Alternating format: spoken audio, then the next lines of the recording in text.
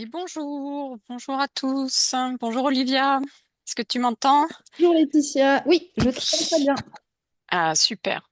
Bon, je vais faire un petit mot d'introduction en laissant les derniers participants s'inscrire. Mhm. Bonjour Isabelle. Alors, je rappelle juste le cadre. Donc, cette masterclass est proposée dans le cadre d'un projet européen qui s'appelle Metadest. C'est un projet qui est cofinancé par le programme Interreg Maritimo. Donc, c'est un programme européen franco-italien. Donc, pour nos amis italiens, vous avez la possibilité d'afficher les sous-titres qui seront automatiquement générés en italien sur Zoom. Victor va vous mettre un petit mot dans le chat. Et puis après, vous aurez la possibilité d'avoir un temps d'échange avec l'intervenante, Olivia. Peut-être à toi de nous dire si tu préfères que ça soit au début, pendant ou à la fin de ton intervention. Ça peut être On au est donc... début. au- t'as- non, j'ai pas entendu. Ça peut être au début, Laetitia. Comme ça, on Si, voit. s'il y a quelques éléments, voilà, si vous avez des Mhm. infos particulières à demander avant qu'on lance la masterclass. On est donc, nous, l'équipe de TVT Innovation. Je suis connectée aujourd'hui. Moi, je suis Laetitia Amiot. J'ai mon collègue Victor Blin qui est là aussi en ligne. Donc, TVT Innovation, c'est l'agence de développement économique de la métropole Toulon-Provence-Méditerranée. Et c'est depuis 30 ans une structure d'accompagnement à l'innovation. Donc, on s'occupe des porteurs de projets pour les aider à formaliser leurs projets innovants et on va jusqu'au financement et au développement international de ces entreprises. Ah, je vois que Victor a mis le mot en italien. Merci beaucoup. On est donc sur le troisième module de la masterclass. Donc, je vais laisser Olivia, qui gère l'intervention d'aujourd'hui, se présenter et on va pouvoir lancer le module. C'est toujours un peu serré, 10 heures midi. Mais voilà, on va tout faire pour tenir le timing. Merci beaucoup. Merci à notre partenaire Ethics pour la co-organisation de cette masterclass sur les technos virtuels et immersives. Et merci à Olivia. Très bon cours. À bientôt. Merci Laetitia. Donc, bonjour à tous. Donc, je m'appelle Olivia Papini. J'ai trois casquettes. À la base, je suis aussi enseignante formatrice dans tout ce qui est technologie immersive. Je conçois aussi des projets immersifs, que ce soit de la réalité augmentée, de la VR, mais aussi ce qu'on appelle la réalité mixte. Je pourrais répondre à pas mal à toutes vos questions, je l'espère. Et je vais vous présenter différents cas, un outil sur lequel on pourra travailler pour vous donner une première expérience, un outil no-code. Et si à un moment donné je vais trop vite ou si vous avez, il y a un mot en particulier, même si je vous ai préparé des documents avec un glossaire et le tutoriel et tout ça, n'hésitez pas à me dire, Olivia, là je n'ai pas compris. D'accord? Donc voilà. Donc, est-ce que déjà est-ce que la plupart des personnes qui sont ici, alors n'hésitez pas à me laisser au niveau du chat si vous avez déjà fait un projet, si vous êtes déjà projeté dans un projet et si vous avez déjà aujourd'hui une idée très précise de ce que vous aimeriez faire et dans la présentation des technologies, si ça va vous aider à choisir quelque chose pour un projet immersif 2026. Voilà. Donc, on y va. Donc, je propose toujours à mes élèves, alors vous me dites si vous, je vais partager. Tac, tac, tac. Voilà, on est parti. Donc, je vais mettre que tout le monde puisse voir la totalité des éléments au-dessus d'épaule. Ok, alors là, dites-moi juste si vous voyez bien mon écran. Et si tout est bon pour tout le monde, petit pouce et on y va. Alors, je suis désolée parce que c'est vrai que j'ai moins l'habitude de travailler sur Zoom, mais on va faire en sorte que ce ne soit pas un problème. Alors, Olivia, oui, là, on voit Oui, l'écran, mais il est sur ton fond d'écran d'ordinateur, donc il faudrait d'accord. le... Et D'accord, ok. puis, j'ai Dis-moi. un Italien qui nous a dit qu'il fallait ralentir pour que la traduction puisse te suivre. Ok, Si t'arrives à, voilà, parce que sinon c'est non, vrai il n'y a pas de que c'est souci. une traduction automatique. Donc juste, voilà, Ok, c'est Elena qui a mis ça dans le chat. ok, non, c'est très bien. Voilà, vous me dites et on est parti. Ah, voilà,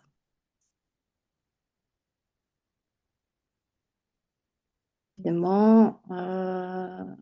Tac, tac, tac. Vous me dites si tout est bon pour vous. On y est. Alors, déjà, la première des choses que vous devez bien comprendre au niveau des technologies, donc des technologies immersives à utiliser pour la culture. Donc, vous avez la réalité augmentée, la réalité virtuelle et la réalité mixte. Donc, pour vous donner un petit peu des exemples, je vais vous partager un gamma. Donc, c'est une présentation avec dedans la plupart des images qui peuvent justement vous donner des exemples. On aura aussi des cas pratiques, des QR codes, des éléments et des sources sur lesquelles vous pourrez cliquer et aller. Et aussi des vidéos que j'ai identifiées d'après des projets. Donc, pourquoi donc la réalité augmentée, la VR et la réalité mixte dans le tourisme et la culture? Alors, tout simplement, alors vous me dites si vous voyez tous bien. Donc, ce sont en fait des technologies qui vont vous permettre en fait de rendre visible l'invisible. C'est-à-dire, imaginons, vous avez un site historique, vous avez un site archéologique.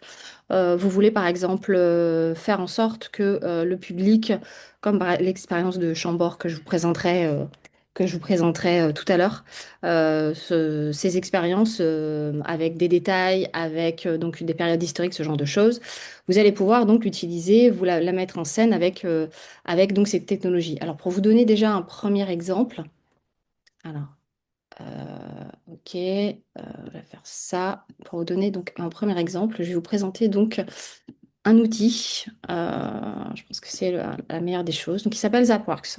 Donc, c'est un outil no-code qui va vous permettre en fait très simplement de créer pour la réalité augmentée des expériences.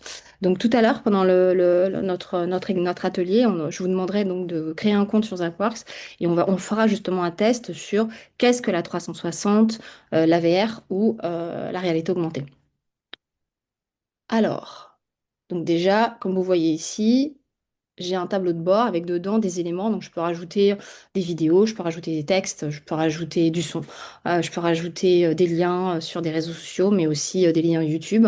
Je peux rajouter des quiz, je peux rajouter, par exemple, des documents, des cartes, tous ces éléments.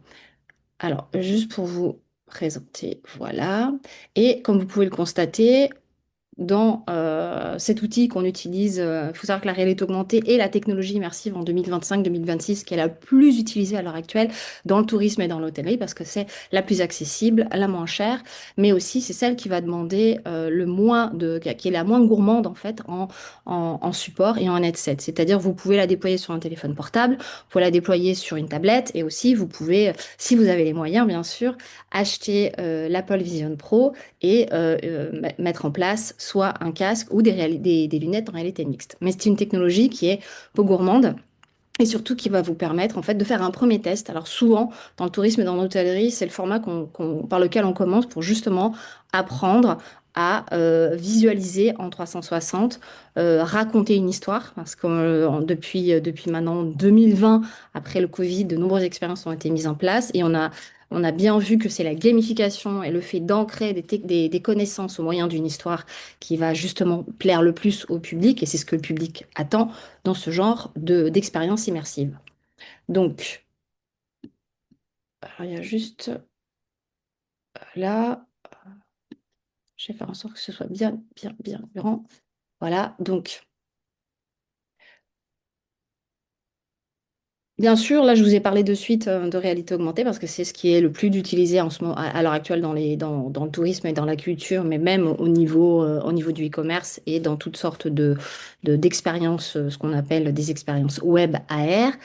Ce sont en fait, faut bien se rendre compte que donc dans ces trois technologies, donc la réalité augmentée, la VR et la réalité mixte, ce sont des technologies que vous pourrez peut-être au fur et à mesure utiliser, mettre en place au fur et à mesure de vos projets, mais aussi de vos budgets, tout simplement. Parce qu'il faut bien, il faut bien s'appuyer sur le matériel que vous pourrez déployer, mais aussi le budget et aussi un budget aussi au niveau de la maintenance. Il faut savoir que donc maintenant, depuis 6 ans, depuis 2020, depuis vraiment le début de ce qu'on appelle la web AR, alors c'est-à-dire la réalité augmentée qui est possible directement via un navigateur, que je vous montrerai, qu'on fera en exercice sur Zapworks. Cette réalité augmentée, en fait, ses points de force, elles sont énormes. C'est-à-dire, c'est beaucoup plus accessible. On peut faire un usage in situ. Les coûts sont beaucoup plus maîtrisés. Pour vous donner une idée, dans les outils no-code, vous pouvez par exemple payer 10 euros par mois. Donc, ce qui vous permet donc d'avoir une première expérience. Et à côté de ça, aussi, de vous projeter pour faire un premier projet, un premier cahier des charges.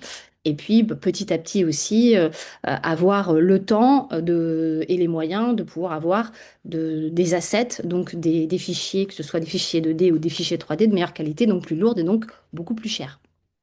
Donc, dans les limites de la réalité augmentée, bien sûr, on est dépendant des smartphones et on est dépendant des tablettes, des appareils.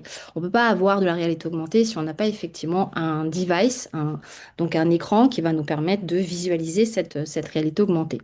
Alors que dans la deuxième technologie qui est aussi beaucoup déployée dans le tourisme et la culture au niveau immersif, vous avez aussi donc, ce qu'on appelle la VR 360. La VR, donc, vous avez deux typologies. Vous avez celle qui est la VR sur 360 sont simplement des photos et des vidéos. On pourra le tester aussi dans Zapworks. Ce sont des vidéos en 360 que vous intégrez et vous mettez quelques petits points d'interaction. Vous avez par exemple vous n'avez pas vraiment beaucoup de possibilités d'interaction, alors que la réalité virtuelle, qui est malheureusement beaucoup plus chère, parce qu'il va falloir réaliser des objets 3D, les intégrer et utiliser un moteur un moteur 3D temps réel comme les deux projets Unity et Unreal Engine, ce sont donc des éléments qui sont beaucoup plus onéreux. Par contre, en termes d'interactivité, c'est beaucoup plus intéressant. Alors qu'une vidéo en 360, vous pouvez juste apporter des points, les personnes vont pouvoir se positionner sur ces points. Malheureusement, elles n'auront pas un maximum de possibilités d'interactivité dans la VR 360. Donc, la VR temps réel, elle, par contre, on le sait, ce sont des expériences beaucoup plus coûteuses. Donc là, par exemple, ici, vous avez... Alors, je vais vous montrer, par exemple, un élément. Voilà, donc déjà... Donc ça, c'est le projet. Ça, c'est donc pour vous donner voilà, une expérience en réalité virtuelle, comme vous pouvez le voir ici. Toute la différence avec un téléphone portable, effectivement, c'est que là, vous avez le casque que vous plongez dans l'époque et vous avez la possibilité donc de vous déplacer comme vous le souhaitez. Ce qu'on appelle aussi, nous, dans le jargon immersif, les CIDOF. C'est-à-dire, vous avez la possibilité d'avoir la tête qui va de bas en haut, de gauche à droite, et vous pouvez aussi bouger la tête, vous, avec votre corps, mais aussi à l'intérieur de l'expérience. Donc ça, ça fait partie d'un des cas que je vous présente, un des 8 cas que je vais vous présenter. Donc là, vraiment pour vous donner de suite une expérience immersive, c'est une expérience bien sûr qui a coûté plusieurs millions d'euros avec une reconstitution de très belle qualité qui a été utilisée quand Notre-Dame a brûlé et permettre donc aux touristes de pouvoir refaire une expérience au moment où les travaux étaient en train de se faire.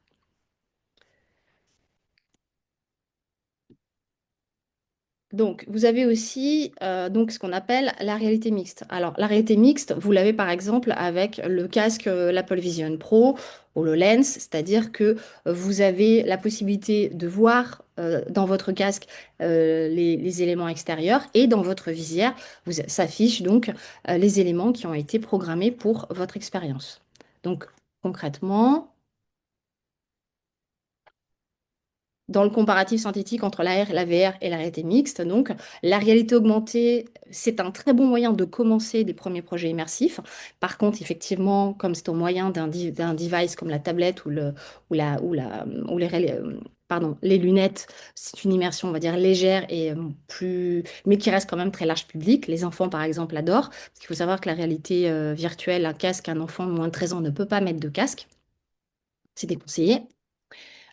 Pour avoir une immersion totale, effectivement, vous allez plutôt partir sur la réalité virtuelle ou de la réalité mixte, pour avoir justement des interactions avancées et innovations. Mais par contre, pour les deux dernières, elles sont beaucoup plus coûteuses et le matériel n'aime pas à prendre à la légère. Donc, à l'heure actuelle, la Commission européenne est en train de faire une étude auprès de différentes startups, dont la mienne, pour justement donner les moyens à ces startups de développer des projets autour de la culture en Europe qui utilisent ces technologies immersives. Ce qui fait que le marché mondial de la XR se porte relativement bien. Donc, vous avez depuis maintenant 5 ans de plus en plus de prestataires, de plus en plus de sociétés qui ont créé des cas euh, qui ont permis à la population donc, de s'habituer à ce genre d'expérience. En contrepartie, plus elle s'habitue à ce genre d'expérience, plus elle demande d'effets waouh, mais aussi d'éléments narratifs et d'interactions, par exemple, gamifiées. C'est un marché donc qui est en train d'augmenter depuis 2020 et on estime que jusqu'à 2030-2035, le taux de croissance annuel va augmenter d'une trentaine de pourcents. Donc, ce qui est relativement positif. Pourquoi? Parce qu'effectivement, comme je vais vous le présenter aussi, les musées, tout le secteur culturel, c'est tourné justement pour se reconnecter à son public avec ces expériences immersives qui permettent de faire vivre des nouvelles émotions, mais aussi d'apporter tous les filtres nécessaires au niveau des connaissances, au niveau de l'histoire, mais aussi en apportant cet effet entertainment qu'on ne peut pas retrouver dans un élément web classique. Donc, le patrimoine culturel, donc ici, c'est un champ d'expérimentation absolument incroyable. Dans les musées et les sites, on compte que plus de 60% des musées européens ont testé et ont mis en place un dispositif qu'ils ont adopté depuis 2020. Les principales technologies sont la réalité augmentée, les visites en 360.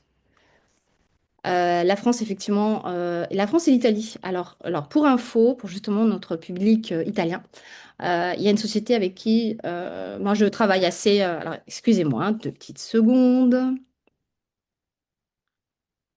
Donc, il y a une société italienne qui s'appelle le MIAT, qui est à Milan, et qui est dirigée par Elisabetta Rotolo, et qui récemment, au musée de l'automobile de Turin, a fait une expérience pour la marque Ferrari. Donc, c'est une expérience en réalité mixte que je vous conseille d'aller voir et de regarder. Donc, je vais vous mettre le lien du site dans notre chat. Alors, voilà. Et je vous conseille vivement de regarder et de découvrir les expériences du MIAT, même si vous êtes en France. Alors, le chat, voilà, je vous mets ici. Donc, le MIAT propose et permet de tester ces expériences sur Milan. Ils ont récemment aussi remporté un prix assez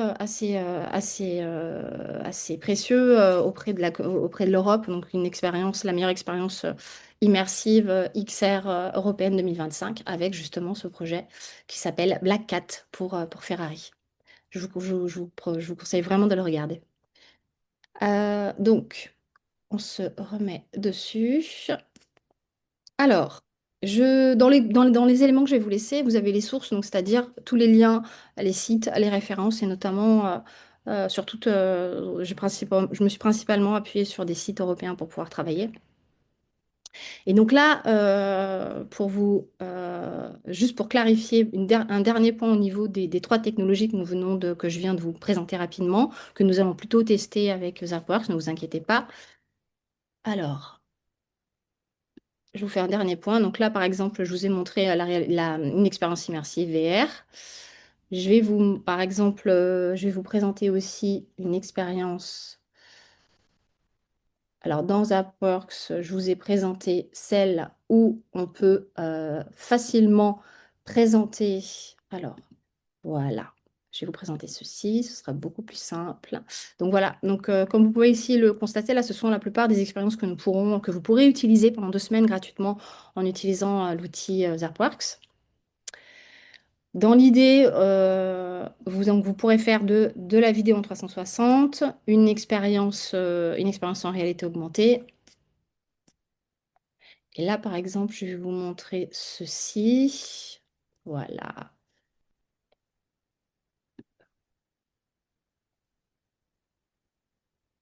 Alors, voilà, ceci, Treasure Hunt, et voilà. Pourquoi je peux pas? Donc, par exemple, la plupart en fait, des personnes qui, pour la première fois, travaillent sur la réalité augmentée, elles nous demandent, en fait, nous, ce qu'on appelle les designers d'expérience immersif, quels sont les différents assets, quels sont les différents formats que vous pourrez utiliser.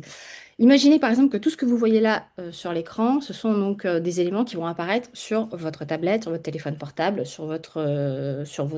dans vos lunettes, ou effectivement dans un casque en réalité mixte.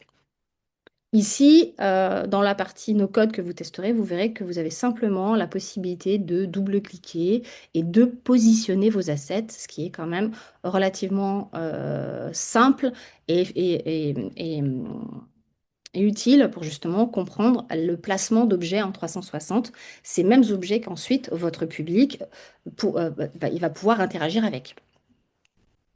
Donc, comme vous pouvez le constater ici, donc donc que ce soit donc dans la partie no code, absolument pas dans la partie code dur que vous avez dans des projets réalisés avec des moteurs de jeu 3D temps réel pour faire des projets VR et des projets réalité mixte qui sont beaucoup plus lourds. L'avantage, encore une fois, de la réalité ici, de la réalité augmentée, c'est que vous allez pouvoir très simplement, avec du no-code, placer tous vos éléments et réaliser n'importe quel projet. Donc, tout à l'heure, très rapidement d'ailleurs, je vous proposerai donc différents thèmes. Ce sera à vous de créer donc votre compte et de choisir par quelle expérience vous voulez commencer.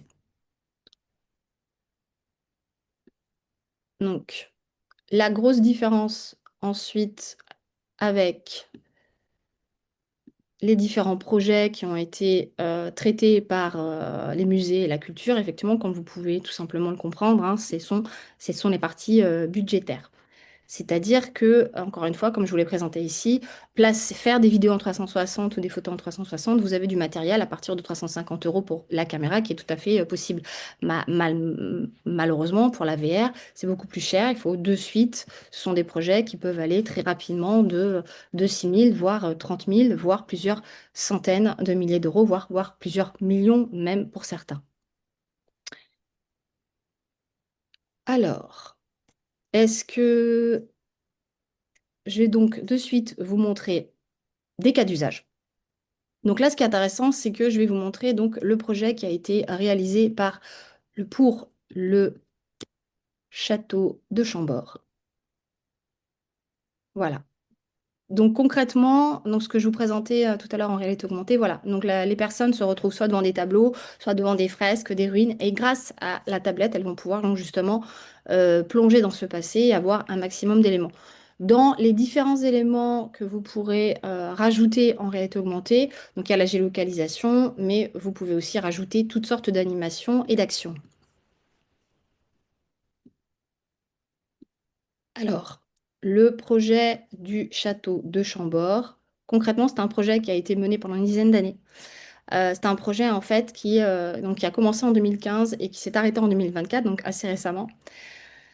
Les propriétaires, donc ceux qui ont mis en place ce projet, avaient comme difficulté donc de rendre lisible l'histoire pour les familles, donc de faire en sorte que les monuments ne soient pas altérés, mais que les familles puissent se déplacer dans le lieu alors à volonté et qu'elles puissent tout simplement enrichir leur visite avec l'outil mis à disposition, donc la tablette, et que les familles, les scolaires, mais aussi les couples, les touristes de n'importe quelle langue puissent justement se balader et profiter de ce lieu assez incroyable. Alors, juste pour vous montrer encore une fois ici. Alors, ici, par exemple, je vais vous donner un lien aussi tout simplement. Vous l'avez dans les documents, mais je pense que ça peut être très intéressant que vous puissiez aussi le mettre en place. Vous avez un site en fait en France qui s'appelle le Clic Innovation et qui rassemble toutes les expériences en réalité étendue. Donc quand on dit réalité étendue, ça englobe la réalité augmentée, la VR 360, la réalité virtuelle et la réalité mixte. Donc tous les projets qui ont été faits dans le monde entier par la plupart donc, des différents musées. Donc là, encore une fois, par exemple ici, ça, c'est une reconstitution 3D qui a été faite donc, justement pour le projet Notre-Dame de Paris.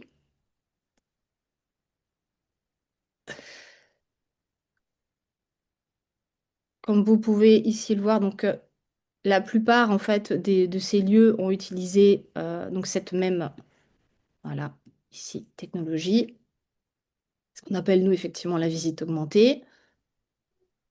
Vous avez tous les liens sur les deux supports que je vais vous laisser, donc ne vous faites pas de soucis.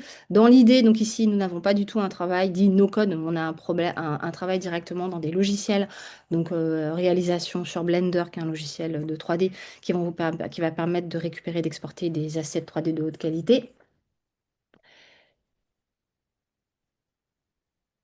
Et ces mêmes éléments, en fait, donc pour Histovery, ce que je viens de vous montrer, donc c'est un parcours libre dans le château avec tablette, une superposition de reconstitution historique, des animations 3D, bien sûr, des voix off, des contenus des contenus pédagogiques qui sont rajoutés, et des interactions par pointage, et ce qu'on appelle la navigation simple.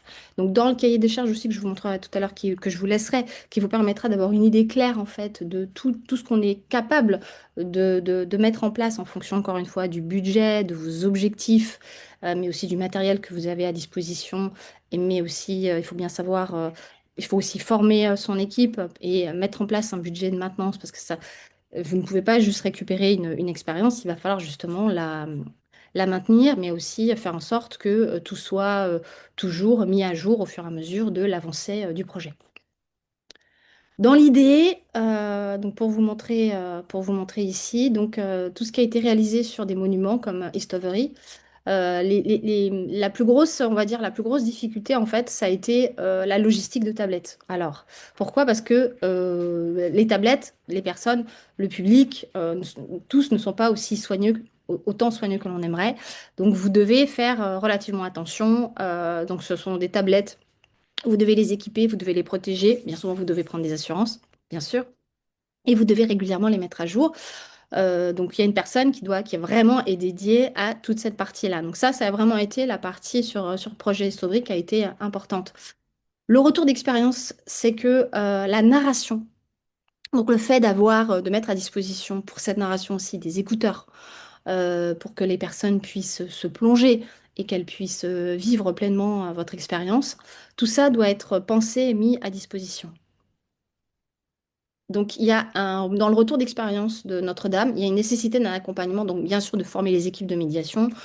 On ne fait pas de la médiation 2D comme on fait de la médiation 360 et 3D. Et ils doivent aussi être capables, donc là par exemple, voilà, ils doivent être aussi capables autant de répondre aux questions à l'intérieur de l'expérience sur la partie logistique, la partie de la maintenance, mais aussi faire un travail de médiation, à médiation dit augmentée. Là, je vais vous présenter un autre projet, c'est le projet Excurio. Alors, voilà, celui-ci plutôt. Celui qui était important, qui était très intéressant, c'est celui... alors, j'aimerais bien vous montrer celui de Pompéi. Alors, on a le Vatican. Là, ce sont tous les éléments matériels. Et voilà. Donc, l'expérience du Vatican est assez intéressante dans l'idée. Voilà. Donc, alors, ce qui est intéressant dans le lien donc, que vous allez aussi récupérer, c'est que donc, vous avez les tarifs aussi. Donc, combien sont déployés, comment sont déployées ces expériences, la qualité des assets que vous avez, bien sûr, derrière, comment ils ont été mis en place, le billet d'entrée. Je vous ai laissé aussi, je vous ai mis pour les projets qui le permettaient, la fréquentation et le nombre de personnes qui était le nombre qui était autorisé. Donc vous avez la plupart, donc le temps bien sûr, la durée de l'expérience. Parce qu'on me demande souvent en fait quels sont les tarifs pour les projets immersifs. Alors ça peut vraiment aller de je télécharge une application gratuite sur un site historique ou alors effectivement je peux demander une expérience. Par exemple là, je vais vous montrer une expérience. Alors c'était les animaux. euh,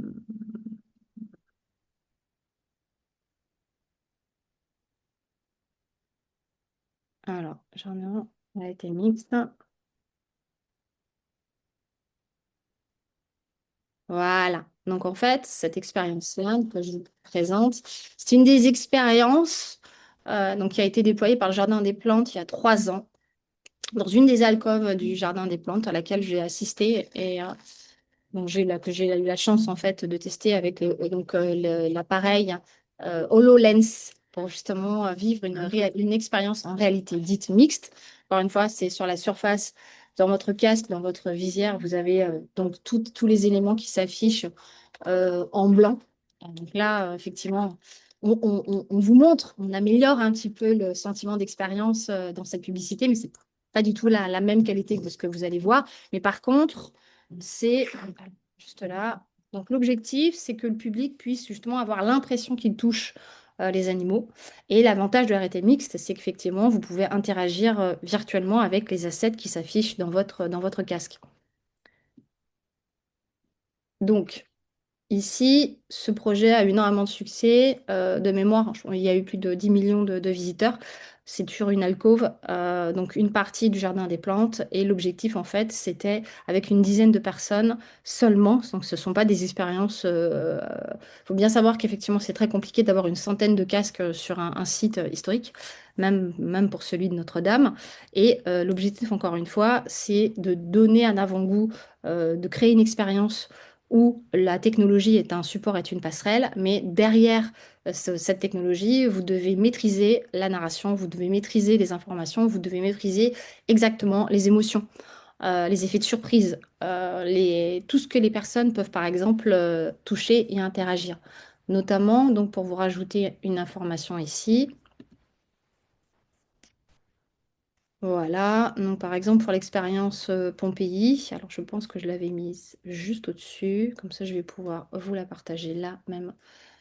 Dans l'expérience Pompéi, les personnes en fait avaient la possibilité d'en rentrer dans une maison romaine et d'interagir avec des objets. Alors, voilà, elle est là. Donc ici, nous sommes sur l'expérience du Grand Palais avec Gédéon. Voilà. Donc ici, vous avez par exemple, donc vous pouvez retrouver l'expérience. D'ailleurs, je pourrais vous la mettre de suite après dans le chat. Donc, l'expérience de Pompéi.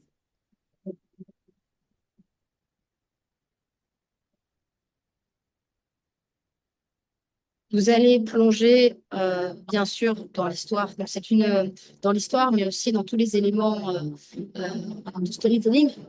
Après, vous faites une expérience avec une véritable narration. Vous plongez dans l'univers, dans l'expérience de Pompéi juste avant. Elle a cette capacité de nous transporter ailleurs. Donc, Voilà. évidemment, le début de l'expérience, c'est d'abord une espèce de téléportation, on va dire, sur le site archéologique tel qu'il existe aujourd'hui. On a conçu l'expérience VR Pompéi en parallèle de l'exposition. C'est une expérience immersive. On est plongé en plein milieu d'une maison pompéienne, le triclinium, de la maison au jardin.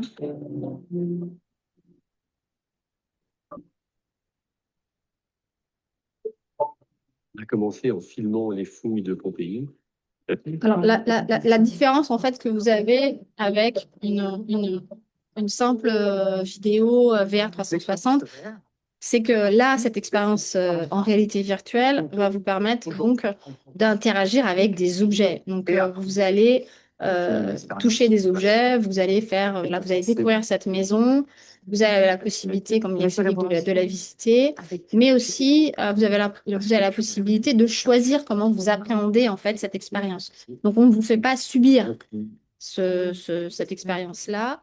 S'il y a des informations supplémentaires que vous voulez, alors que d'autres ne veulent pas, vous avez la possibilité aussi de les afficher, de récupérer, d'interagir, de parler, de communiquer avec les personnes qui vont faire cette expérience. Donc, l'objectif, c'est que ce soit une expérience collective, famille. Et là, en fait, ce qui est intéressant dans cette expérience, c'est qu'ils ont aussi décidé qu'ils ne voulaient pas offrir cette expérience qu'au musée. C'est-à-dire que les personnes pouvaient se connecter et acheter l'expérience et la faire de chez eux. Donc, on sort des cadres, du cadre d'un musée qui garde son public dans les murs. On peut l'accueillir dans les murs, on peut lui offrir des expériences qui le transportent dans le passé, comme l'expliquait mon collègue là dans la vidéo. Mais vous pouvez aussi proposer cette expérience à l'intérieur des maisons, dans toutes les langues possibles. Et c'est ce qui va effectivement être super intéressant économiquement parlant. mais aussi ça va permettre aussi des personnes qui sont handicapées, des personnes qui ne peuvent pas se déplacer, qui ne peuvent pas prendre l'avion, ce genre de choses, de venir directement à Paris ou ce genre de choses. Donc voilà, c'est là où effectivement cette expérience, donc encore une fois, tous les liens, tous les éléments sont dans le document. Cette expérience est relativement extraordinaire. Ça a été produit en 2020 par Gédéon. C'est une expérience qui a encore marqué les esprits et c'est ce qui a donné le fil à beaucoup d'autres expériences et notamment celle de Notre-Dame de Paris. Alors, dans l'idée, je vais aussi donc vous laisser donc dans le chat pour que vous puissiez regarder et vous donner donc une petite idée. Voilà. Non, je pense que vaut mieux que je vous le donne tout à l'heure, comme ça moi je ne m'éparpille pas. Donc voilà, donc pour l'expérience Pompéi, c'est une expérience donc qui prouve que l'on peut effectivement faire en sorte d'avoir beaucoup plus. Donc, on n'a pas oublié d'avoir une seule personne, on peut aller jusqu'à 3 joueurs. Et c'est un développement dit ce qu'on appelle un développement propriétaire, c'est-à-dire que tout a été créé avec un moteur de jeu 3D, donc comme Unreal et Unity. Par contre, effectivement, j'ai pas pu vous récupérer le budget, mais au vu de la qualité des images, du scan et de la réalité des assets, souvent ce sont des projets donc à plusieurs millions d'euros. Vous avez aussi les éléments de résultat et d'analyse de Pompéi. Donc, les points, en fait, succès ici, de cette expérience, c'est que c'est très ludique, en fait. C'est un jeu collaboratif. Donc, on va explorer la maison, mais on a des objets à voir, à retrouver, à placer. Et c'est vraiment devenu un projet pilote XR culturel classique, où dedans, donc là, je vais vous montrer, vous avez la possibilité donc d'utiliser donc ce qu'on appelle donc ces casques, notamment là depuis 2023, un des casques qui est quand même relativement abordable, donc le MetaQuest 3, donc parce qu'on est passé quand même, on avait des HoloLens qui valaient 3 500 € à l'époque de l'expérience Les Animaux oubliés en réalité mixte au Jardin des Plantes de Paris. Là maintenant, vous avez la possibilité d'avoir des casques autour de 600 € pour ceux qui veulent continuer à travailler avec des casques, parce que pour l'instant, les lunettes en réalité augmentée ne permettent pas d'avoir tous les aliments de même qualité affichés directement sur l'écran. Donc là, en termes de, voilà, vous avez le poids, la résolution, le temps d'autonomie. Les avantages, effectivement, pour le tourisme culturel, le MetaQuest, c'est que c'est vraiment, on n'a pas besoin de PC, on n'a pas besoin de smartphone, donc c'est vraiment, c'est très pratique, parce qu'effectivement, la personne, elle n'est pas obligée de se trimballer avec 10 kilos de matériel sur elle. Ça aussi, c'est un frein, en plus de ce qu'on appelle la VR sickness, c'est-à-dire avoir mal au cœur, hein, tout simplement, quand on met un casque et de ne pas pouvoir le supporter plus d'une dizaine de secondes. Donc ça, ce sont des éléments aussi à prendre en compte auprès de votre public. Donc, le MetaQuest 3, il est léger, il est accessible, donc moins de 700 €, il est autonome et justement, il va vous permettre d'avoir différentes expériences, ce qu'on appelle les expériences en réalité augmentée légères. Les limites, en fait, elles sont quand même, voilà, la réalité mixte ici dans les projets sont limitées, donc vous ne pourrez pas faire d'énormes reconstitutions.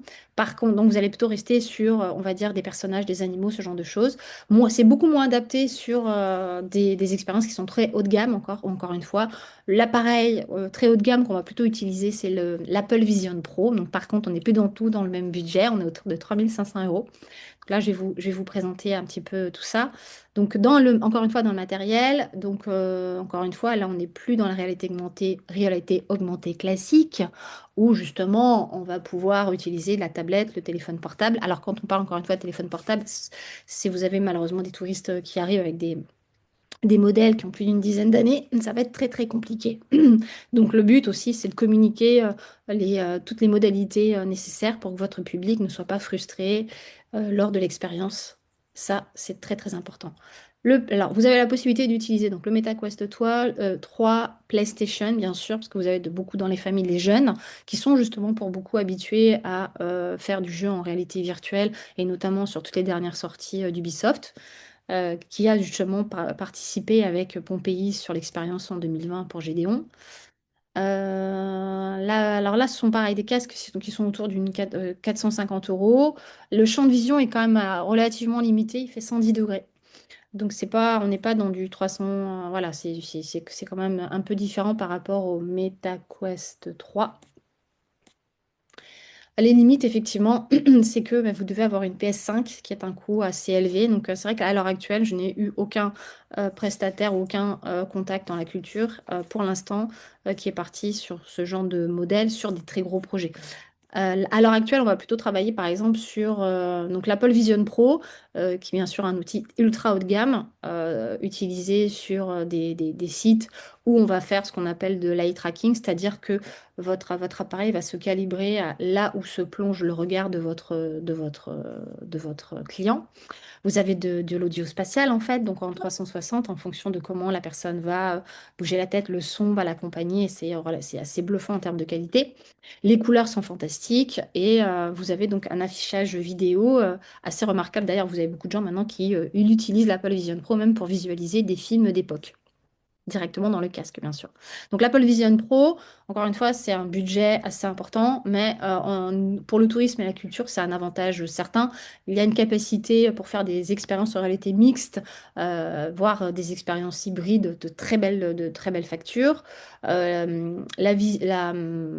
vision OS donc, d'Apple permet un usage très large en réalité augmentée, en réalité virtuelle et des applications multimédia à tout type. Par contre, effectivement, voilà, c'est relativement cher et l'écosystème applicatif, vous n'avez pas énormément de sociétés qui savent travailler sur l'Apple Vision Pro. Les lunettes, alors c'est quelque chose qui arrive maintenant depuis 2 ans. Vous avez donc notamment là, lors du dernier CES de Las Vegas, le 5, 6, 7 janvier, il y a une avalanche de projets, de produits de lunettes. Il faut bien savoir en fait que ces lunettes, alors certaines, alors il faut faire la différence entre les lunettes en réalité augmentée proposées par Meta qui coûtent 300 euros et celles où ils sont en partenariat avec Ray-Ban.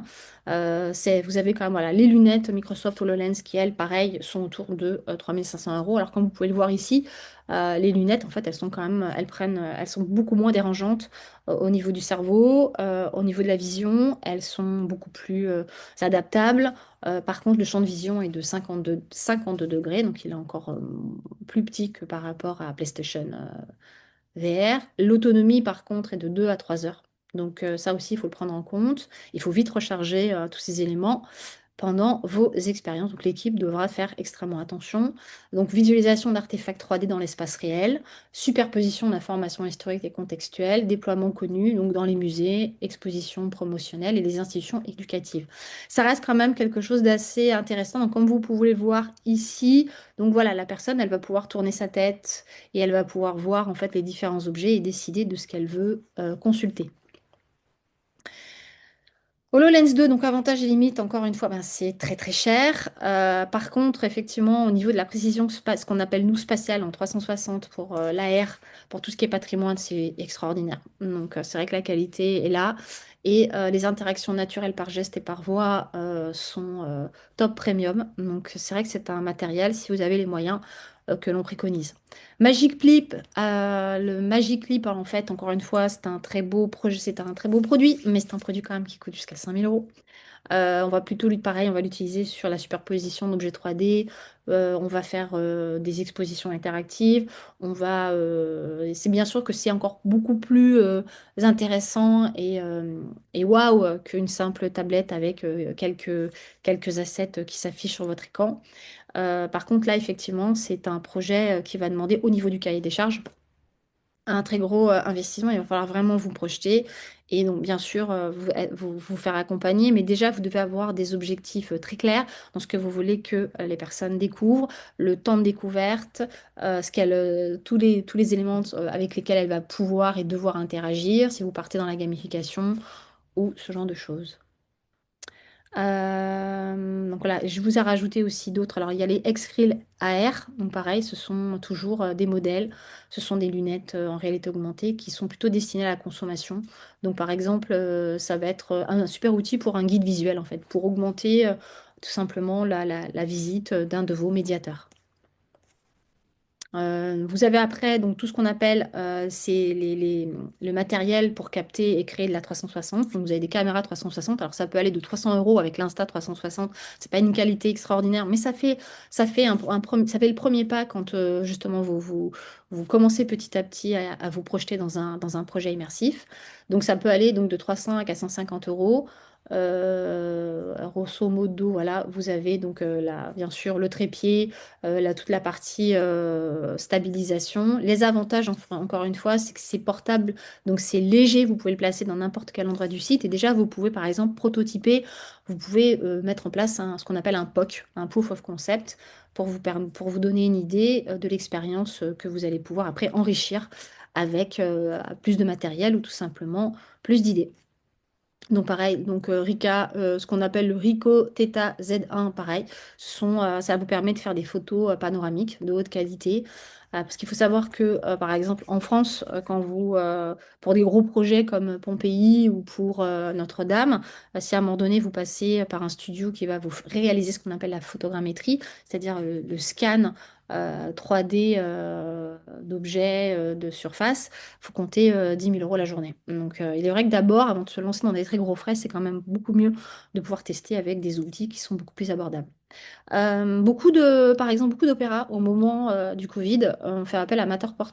Donc, c'est une caméra qui va tout simplement capturer la 3D. Donc, ça vous crée tout simplement des jumeaux numériques. Donc, vous placez votre caméra et elle va scanner tout ce qu'elle voit. Donc, pour vous donner une idée,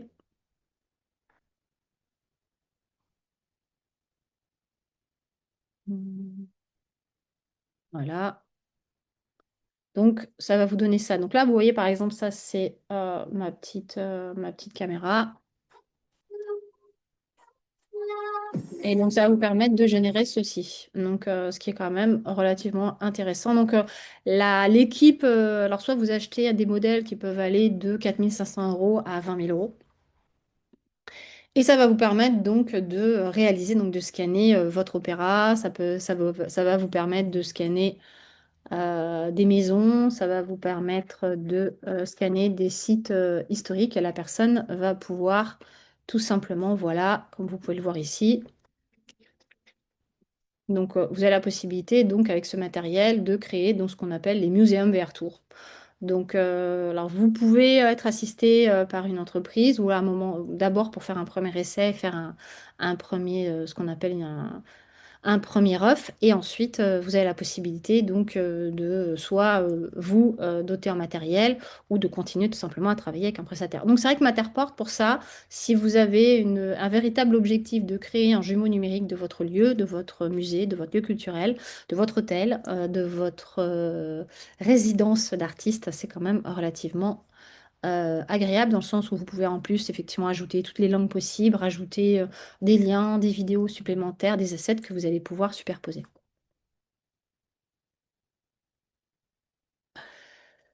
Donc là, dans le listing de tout le matériel que vous pouvez avoir, donc je vous laisserai aussi découvrir. Donc voilà, donc il faut bien se rappeler que dans toutes ces technologies, vous pouvez donc la main est importante. Donc, le but est de savoir si vous voulez que cette main agisse dans un monde virtuel ou si qu'elle agisse directement dans une tablette, dans un téléphone portable ou un tableau ou un écran connecté ou tout simplement vous mettez des ordinateurs. Vous pouvez mettre aussi des comptoirs numériques à disposition. Donc, les plateformes, les outils, tous ces usages.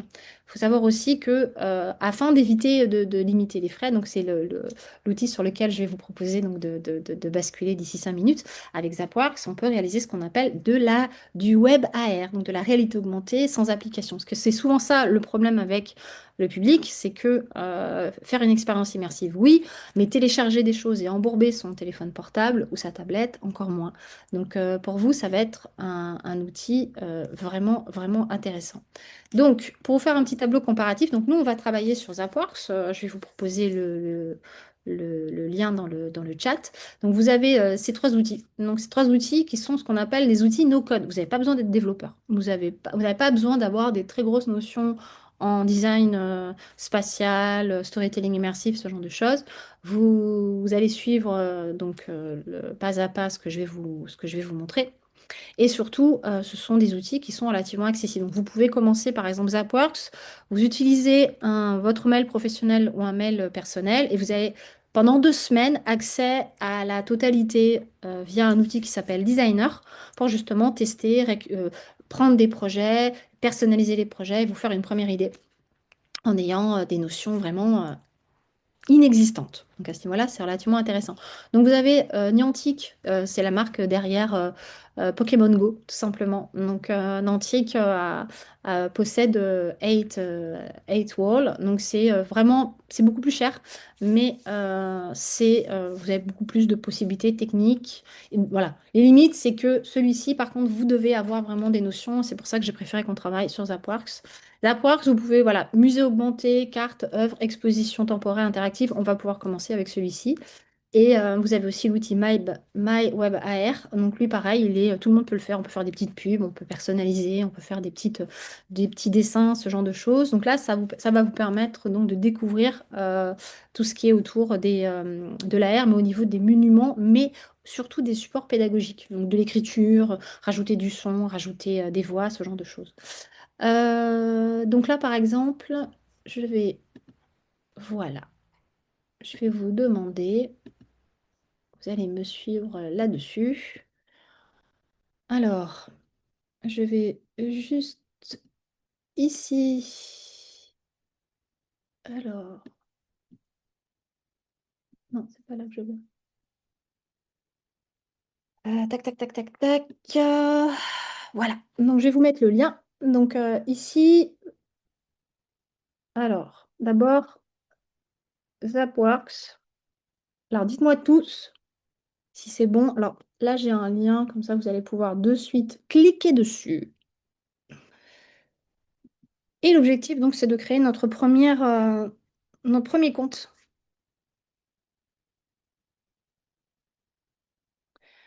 Donc, voilà. Donc, dans l'idée, vous allez donc ici, voilà, tout simplement, Google, vous tapez Zapworks. Nous, on va travailler avec l'outil qui s'appelle Zapworks Designer. D'accord? Donc, je me mets sur le compte Zapworks. Vous l'avez dans toutes les langues. Comme ça, vous serez tranquille. Et ici, donc, on va travailler avec, bien sûr, le free trial. D'accord? Et votre objectif ici, comme ça, je le refais avec vous tous. Donc, quand vous arrivez ici, donc, je vais remettre le lien au cas où. Si, j'espère que je n'ai perdu personne. Voilà.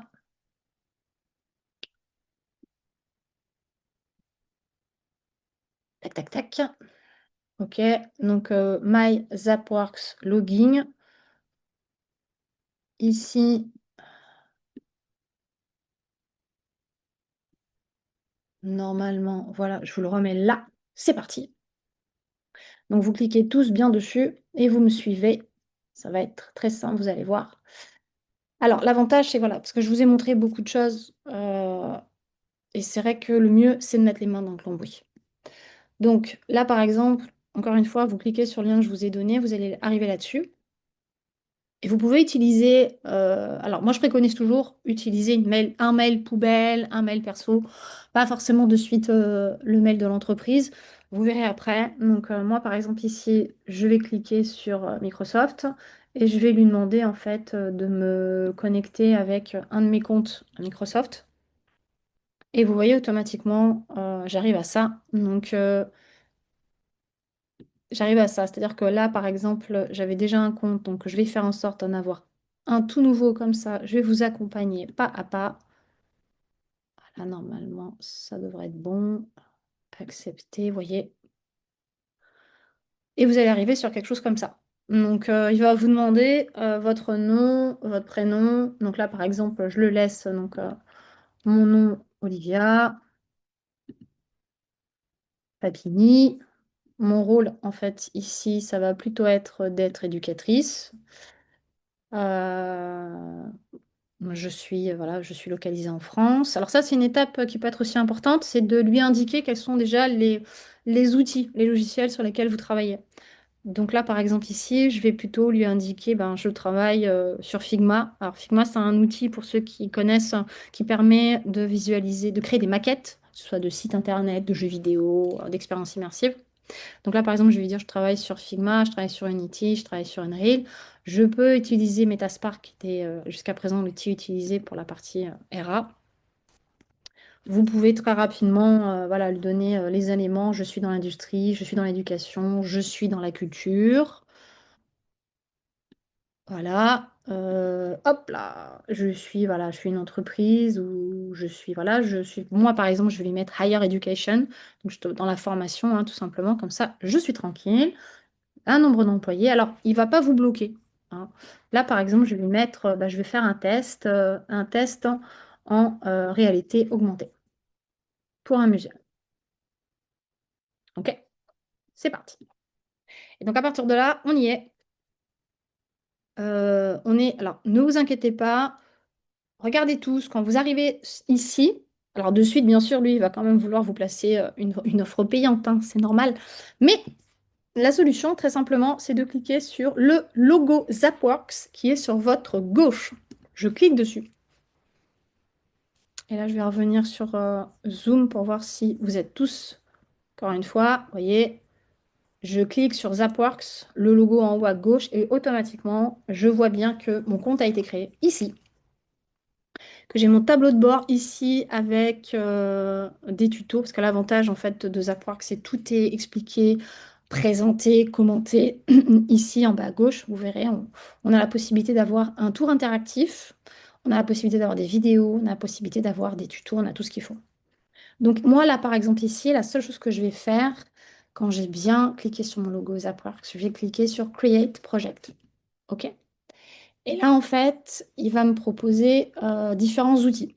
Alors, si vous avez effectivement des notions 3D, des notions Blender, ce genre de choses, vous pourrez utiliser des outils beaucoup plus puissants comme Matterport ou Mattercraft.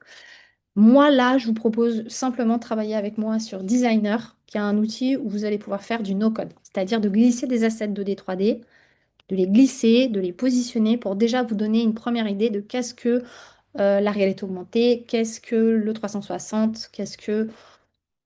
Alors, la VR 360, hein, soyons très, très clairs, on ne va pas pouvoir faire des projets absolument trop puissants avec Zapworks. C'est pour vous donner une première expérience. Donc, je clique sur Designer. Et en fait, la chose que vous pouvez faire pour vous, si à un moment donné, vous avez envie de travailler sur une affiche, vous avez envie de travailler pour une publicité, vous avez envie de... Voilà, vous vous dites, bah, j'aimerais bien utiliser la réalité augmentée pour augmenter mon catalogue, placer des QR codes ou ce genre de choses. Vous voyez ce QR code-là qui est sur votre gauche. Alors dans ces cas-là, vous le téléchargez, vous le prenez. Vous pouvez prendre le format PNG et SVG si vous voulez. Les deux sont bons, hein, ne vous inquiétez pas. Et ensuite, pour vraiment vous approprier cet outil, vous pouvez très bien après mettre votre logo, donner un nom à votre projet, ce genre de choses. Donc vous voyez ce qui est le mieux pour vous. Là, par exemple, moi, je vais appeler ce projet test Metadest. Voilà, module 3. Et c'est parti. Donc là, je vais ouvrir Open Designer. Et là, je vais regarder dans le chat si tout va bien. Tac, tac, tac. Est-ce que tout va bien? Est-ce que tout va bien? Est-ce que vous avez tous créé votre compte? Nickel. Génial. Voilà. Donc, voilà. Donc, on reprend.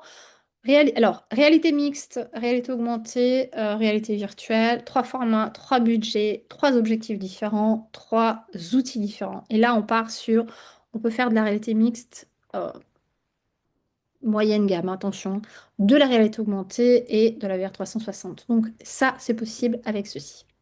Là, par exemple, vous pouvez utiliser, vous projeter. Si vous avez un casque à la maison, même un MetaQuest deuxième génération, un MetaQuest 2, hein, je pense qu'on peut même rester on peut partir sur le 3, mais quoi qu'il arrive, si vous avez un casque pour réalité mixte ou réalité virtuelle, donc des lunettes en réalité augmentée, ou bien sûr un portable ou une tablette, on peut partir là-dessus.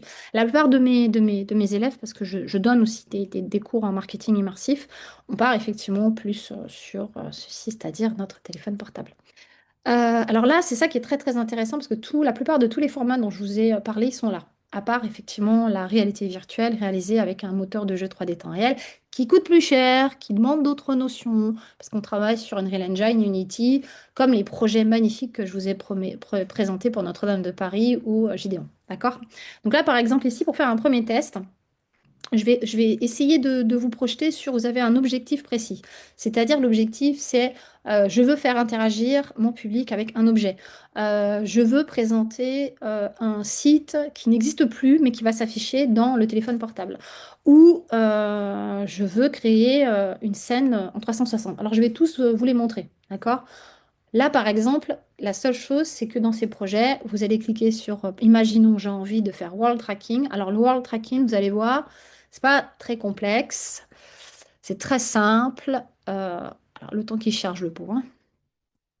Voilà, voilà, on est bon. Donc là, vous allez me dire, Olivia, c'est vrai que c'est bien, hein, mais c'est un peu flippant, hein. C'est vrai que c'est au début, la première scène à créer, c'est toujours un peu compliqué. Alors, ce que je propose toujours, en fait, à mes élèves, c'est ne partez pas tout seul. Vous avez un objectif. Cet objectif, eh bien, vous allez vous trouver un template qui va y répondre. Donc, je vous demande tous et toutes de regarder la plupart des templates que je vais vous proposer. Alors, c'est vrai que pour le tourisme, par exemple, dans le World Tracking, celle-ci, elle est bien parce que vous pouvez, par exemple, récupérer votre médiateur s'il est, il est d'accord, hein, pour devenir un avatar ou un présentateur pour votre site, attention. Donc, vous pouvez utiliser, par exemple, ceci où donc vous avez une très belle carte, donc, ou alors une très belle vidéo qui va s'ouvrir. Et à partir de là, comme vous pouvez le constater, vous créez une navigation où les personnes peuvent aller avant, après. Vous pouvez faire les saisons, vous pouvez faire plein de choses. Donc là, par exemple, ici, donc tout à l'heure, je l'avais rapidement montré.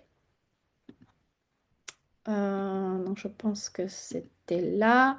Donc ça, c'était mon guitare héros. Voilà. Donc là, par exemple, ici, tac, tac, tac. Tout à l'heure, je vous avais montré.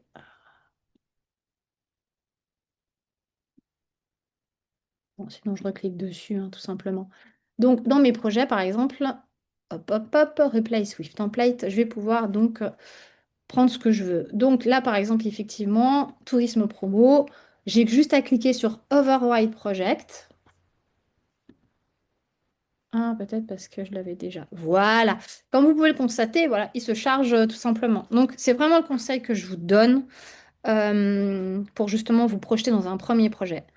C'est de se dire, d'abord, je vais essayer de voir si dans tous les templates que me propose Upwork, s'il y en a un qui se rapproche de ce que je veux et je vais le personnaliser pour prendre l'habitude de placer des assets en 360. Encore une fois, là, je vais vous montrer, vous avez la possibilité, donc très simplement, je clique sur bouton à gauche. J'ai la possibilité de placer, donc très simplement, je clique et je déplace, je ne lâche pas et je lâche. Donc effectivement, vous avez vraiment la possibilité de mettre tous les éléments que vous voulez. Je vais pouvoir mettre mon Twitch. Twitch, donc c'est un réseau social pour le jeu vidéo, hein, pour ceux qui peut-être ne connaissent pas. Je vais pouvoir mettre mon Instagram, mon TikTok, ce genre de choses. Et là, comme vous pouvez le voir, vous avez des petites flèches. Donc en fait, vous allez vous positionner ici. Voilà, vous allez cliquer et vous voyez que vous avez la possibilité de bouger cette flèche. D'accord? Donc, vous cliquez par exemple encore une fois sur le bouton et là, quand vous allez cliquer, vous allez pouvoir positionner, bouger le bouton. Pour vous donner une idée, en fait, donc tout ça, tout ce que vous avez ici, les boutons, les textes, vous allez pouvoir donc très simplement, soit vous cliquez deux fois, vous voyez ici, donc hop, avec ma petite flèche, je vais venir ici. Si à un moment donné, voilà, je vais vouloir les agrandir ou quoi que ce soit, il me suffit donc ici, dans le tableau de bord que vous avez ici, donc quand je clique ici, je déplace. Quand je clique ici, j'agrandis. Ouh.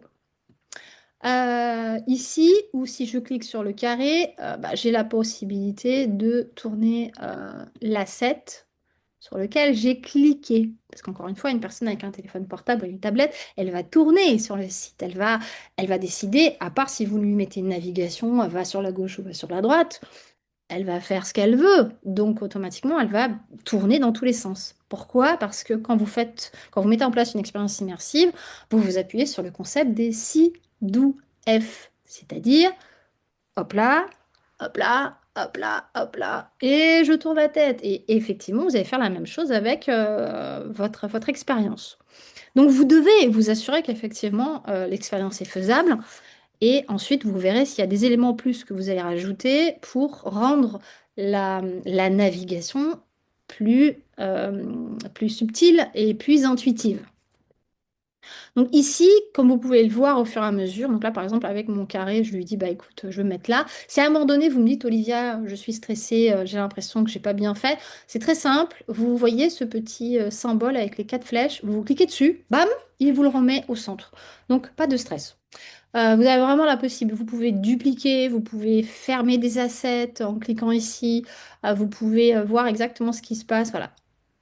Quand vous prenez le téléphone portable, alors pareil, je vous propose tous de me choisir un template. Alors celui-ci, donc là je vous le montre en exemple, mais là vous voyez par exemple dans mon tableau de bord, donc sur la droite, j'ai la possibilité très vite de tester les différents modèles qui supportent donc le Zapworks sur le téléphone portable.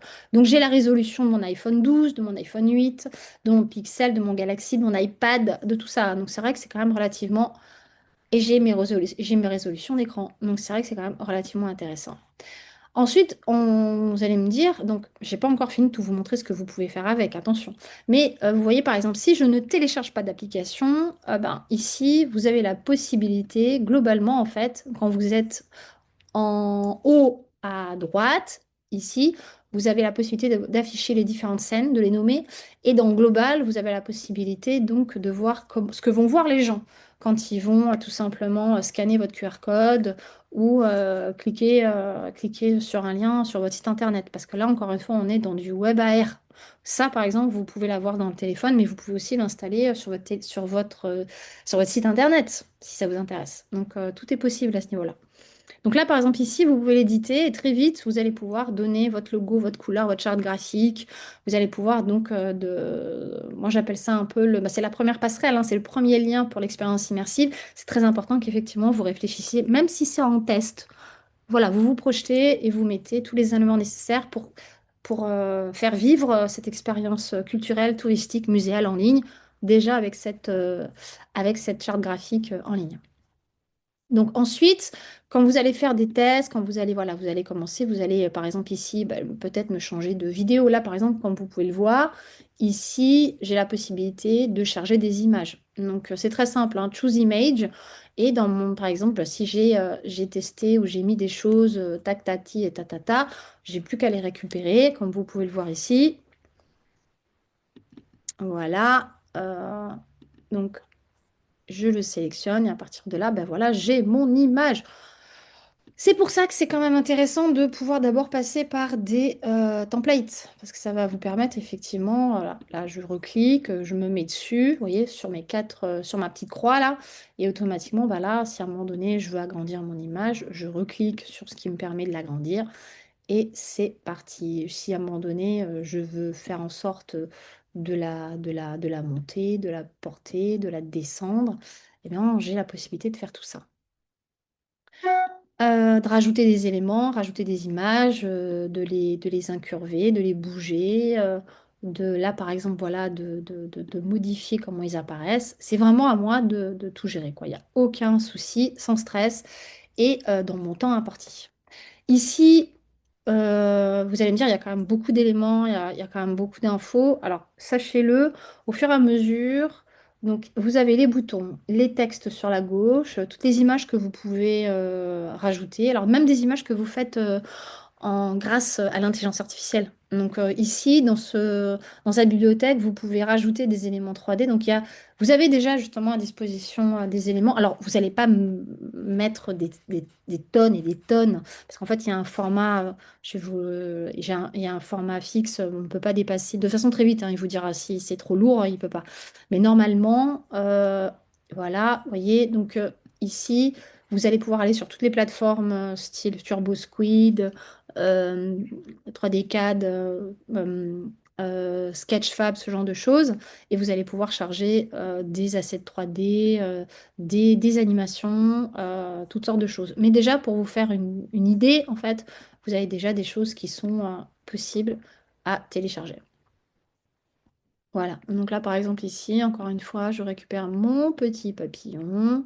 Et si à un moment donné, je veux montrer à quel point mon terroir est bio, alors je clique dans animation.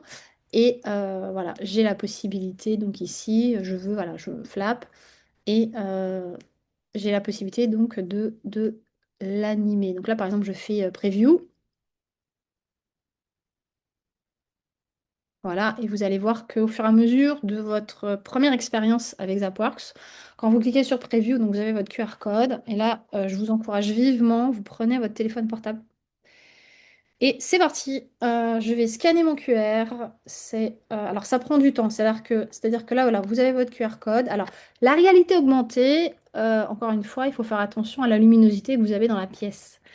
C'est-à-dire que si vous êtes en plein soleil, ça va être très compliqué d'afficher votre expérience. Ok. Donc là, vous pouvez faire un preview et ensuite ici, par exemple, vous avez la possibilité de faire voilà, même de le publier. Donc voilà, log, tatati, tatata.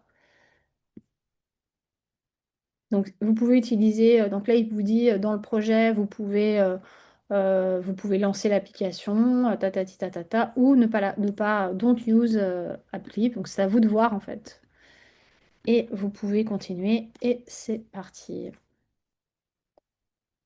Vous voyez, donc en fait, à chaque fois, on va vous montrer, on va vous présenter les différents éléments. On va vous présenter aussi dans votre tableau pour pas que vous perdiez du temps, comment les animations vont s'afficher, ce genre de choses.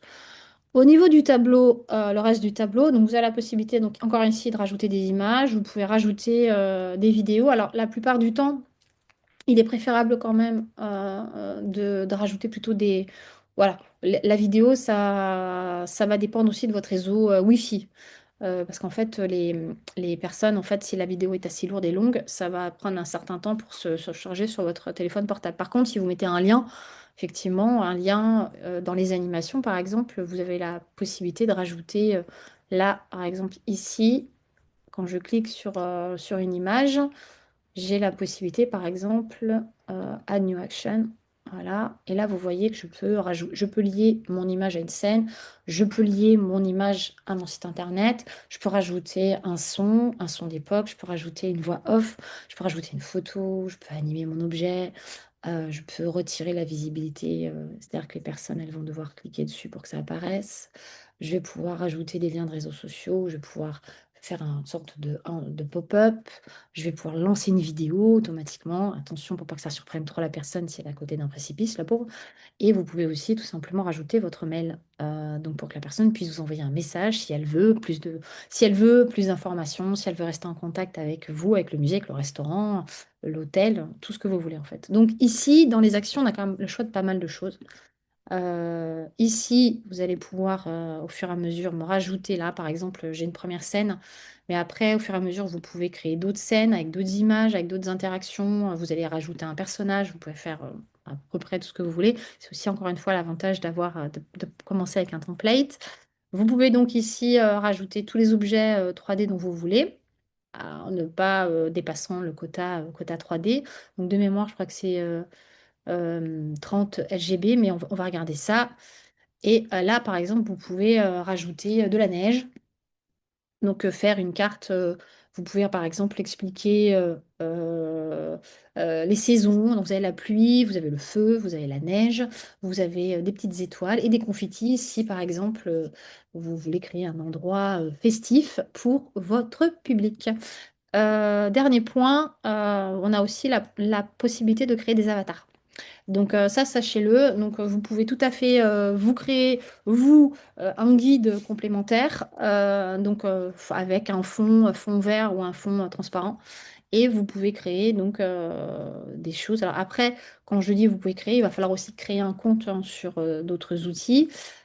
Voilà, donc ici on a la possibilité d'avoir l'analytics, c'est-à-dire les gens qui viennent, qui téléchargent, qui regardent.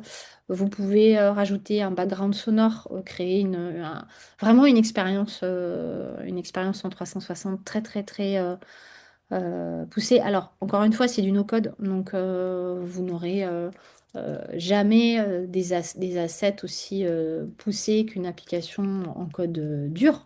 Mais déjà, pour vous faire une première expérience, pour faire une animation de catalogue, pour animer un objet, tout simplement pour vous familiariser avec le design spatial, c'est quand même c'est quand même un outil vraiment très très intéressant. Et ensuite, donc là, je vais vous montrer d'autres templates. Donc vous avez effectivement la possibilité de voilà, donc de créer votre onboarding en arrivant à l'entrée du musée. Il y a un premier tableau, il y a un premier site et vous voulez donc présenter, faire un showcase en plusieurs langues. Par exemple ici, alors ça c'est aussi un outil on a pas mal utilisé. Donc celui-ci c'est notre dinosaure. Alors c'est concrètement voilà ce que vous pouvez faire. Donc là vous avez un vase, vous avez une maison, vous avez un lieu, un site historique, vous avez un animal qui a disparu. Et donc là, concrètement, vous allez pouvoir donc expliquer voilà, comment il marche, pouvoir expliquer voilà, comment il se réveille, comment il marche, comment il grogne, ce genre de choses. Donc vous allez pouvoir créer toutes les animations, voilà, vous voyez, possibles et imaginables. C'est quand même pas mal.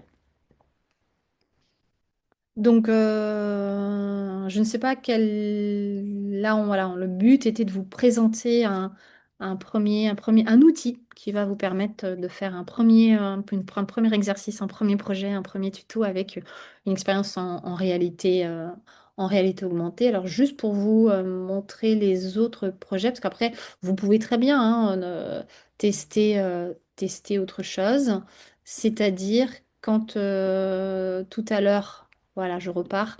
Zapworks. Quand tout à l'heure, j'ai voulu donc créer un premier projet. Donc là, je fais le petit plus, New Project.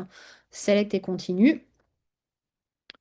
Voilà, tac, tac, tac, ici. Et que je pars encore une fois sur Open, sur Designer. Donc ici, dans le télé, donc là par exemple, je reste encore dans le téléphone. Là par exemple, ici, je vais pouvoir faire du 360.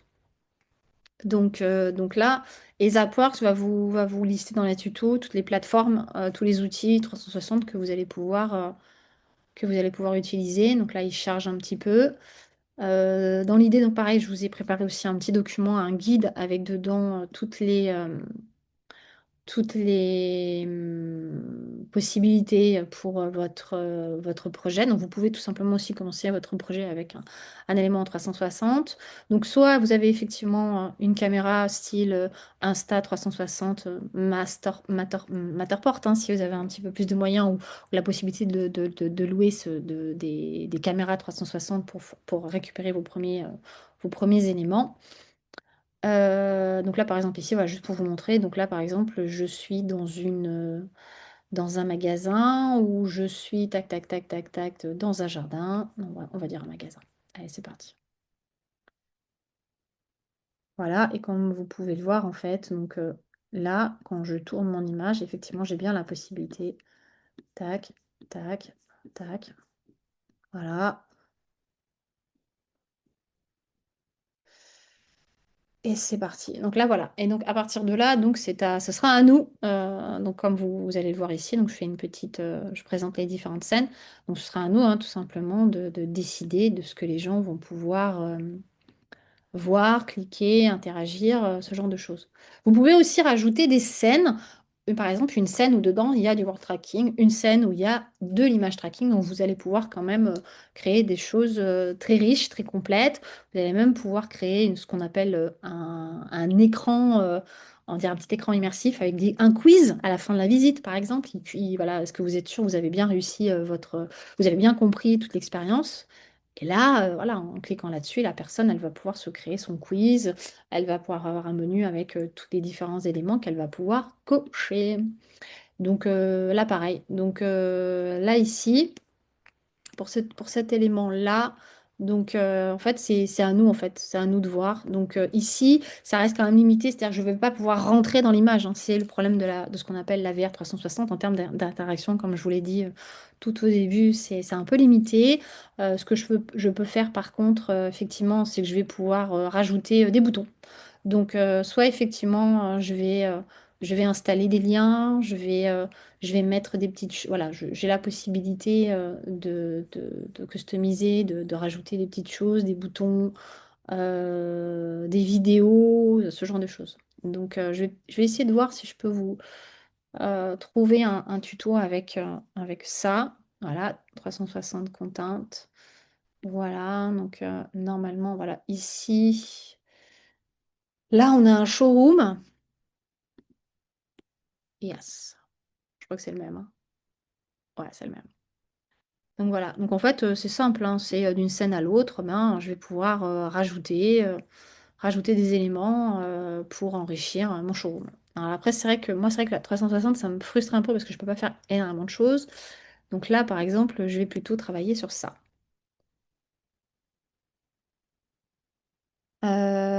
Donc là, par exemple, je vais dans Project, Replace with Template. Et là, effectivement, je vais plutôt être intéressée par quelque chose d'autre, c'est-à-dire, eh bien, ce qui a beaucoup de succès auprès des jeunes, hein, notamment en réalité augmentée, ça va être les petits jeux. Donc ça, c'est vrai que ça a beaucoup de succès. Et notamment, bah, vous pouvez justement avec Zapworks créer des petits jeux, des petites animations. C'est quand même relativement sympathique. Voilà, comme vous pouvez le voir au fur et à mesure de la scène, c'est très simple, hein, c'est voilà. Donc j'ai un affichage et au fur et à mesure, mes jeunes vont pouvoir répondre, donner, et au fur et à mesure des bonnes questions, en fait, ils vont pouvoir constituer une fusée.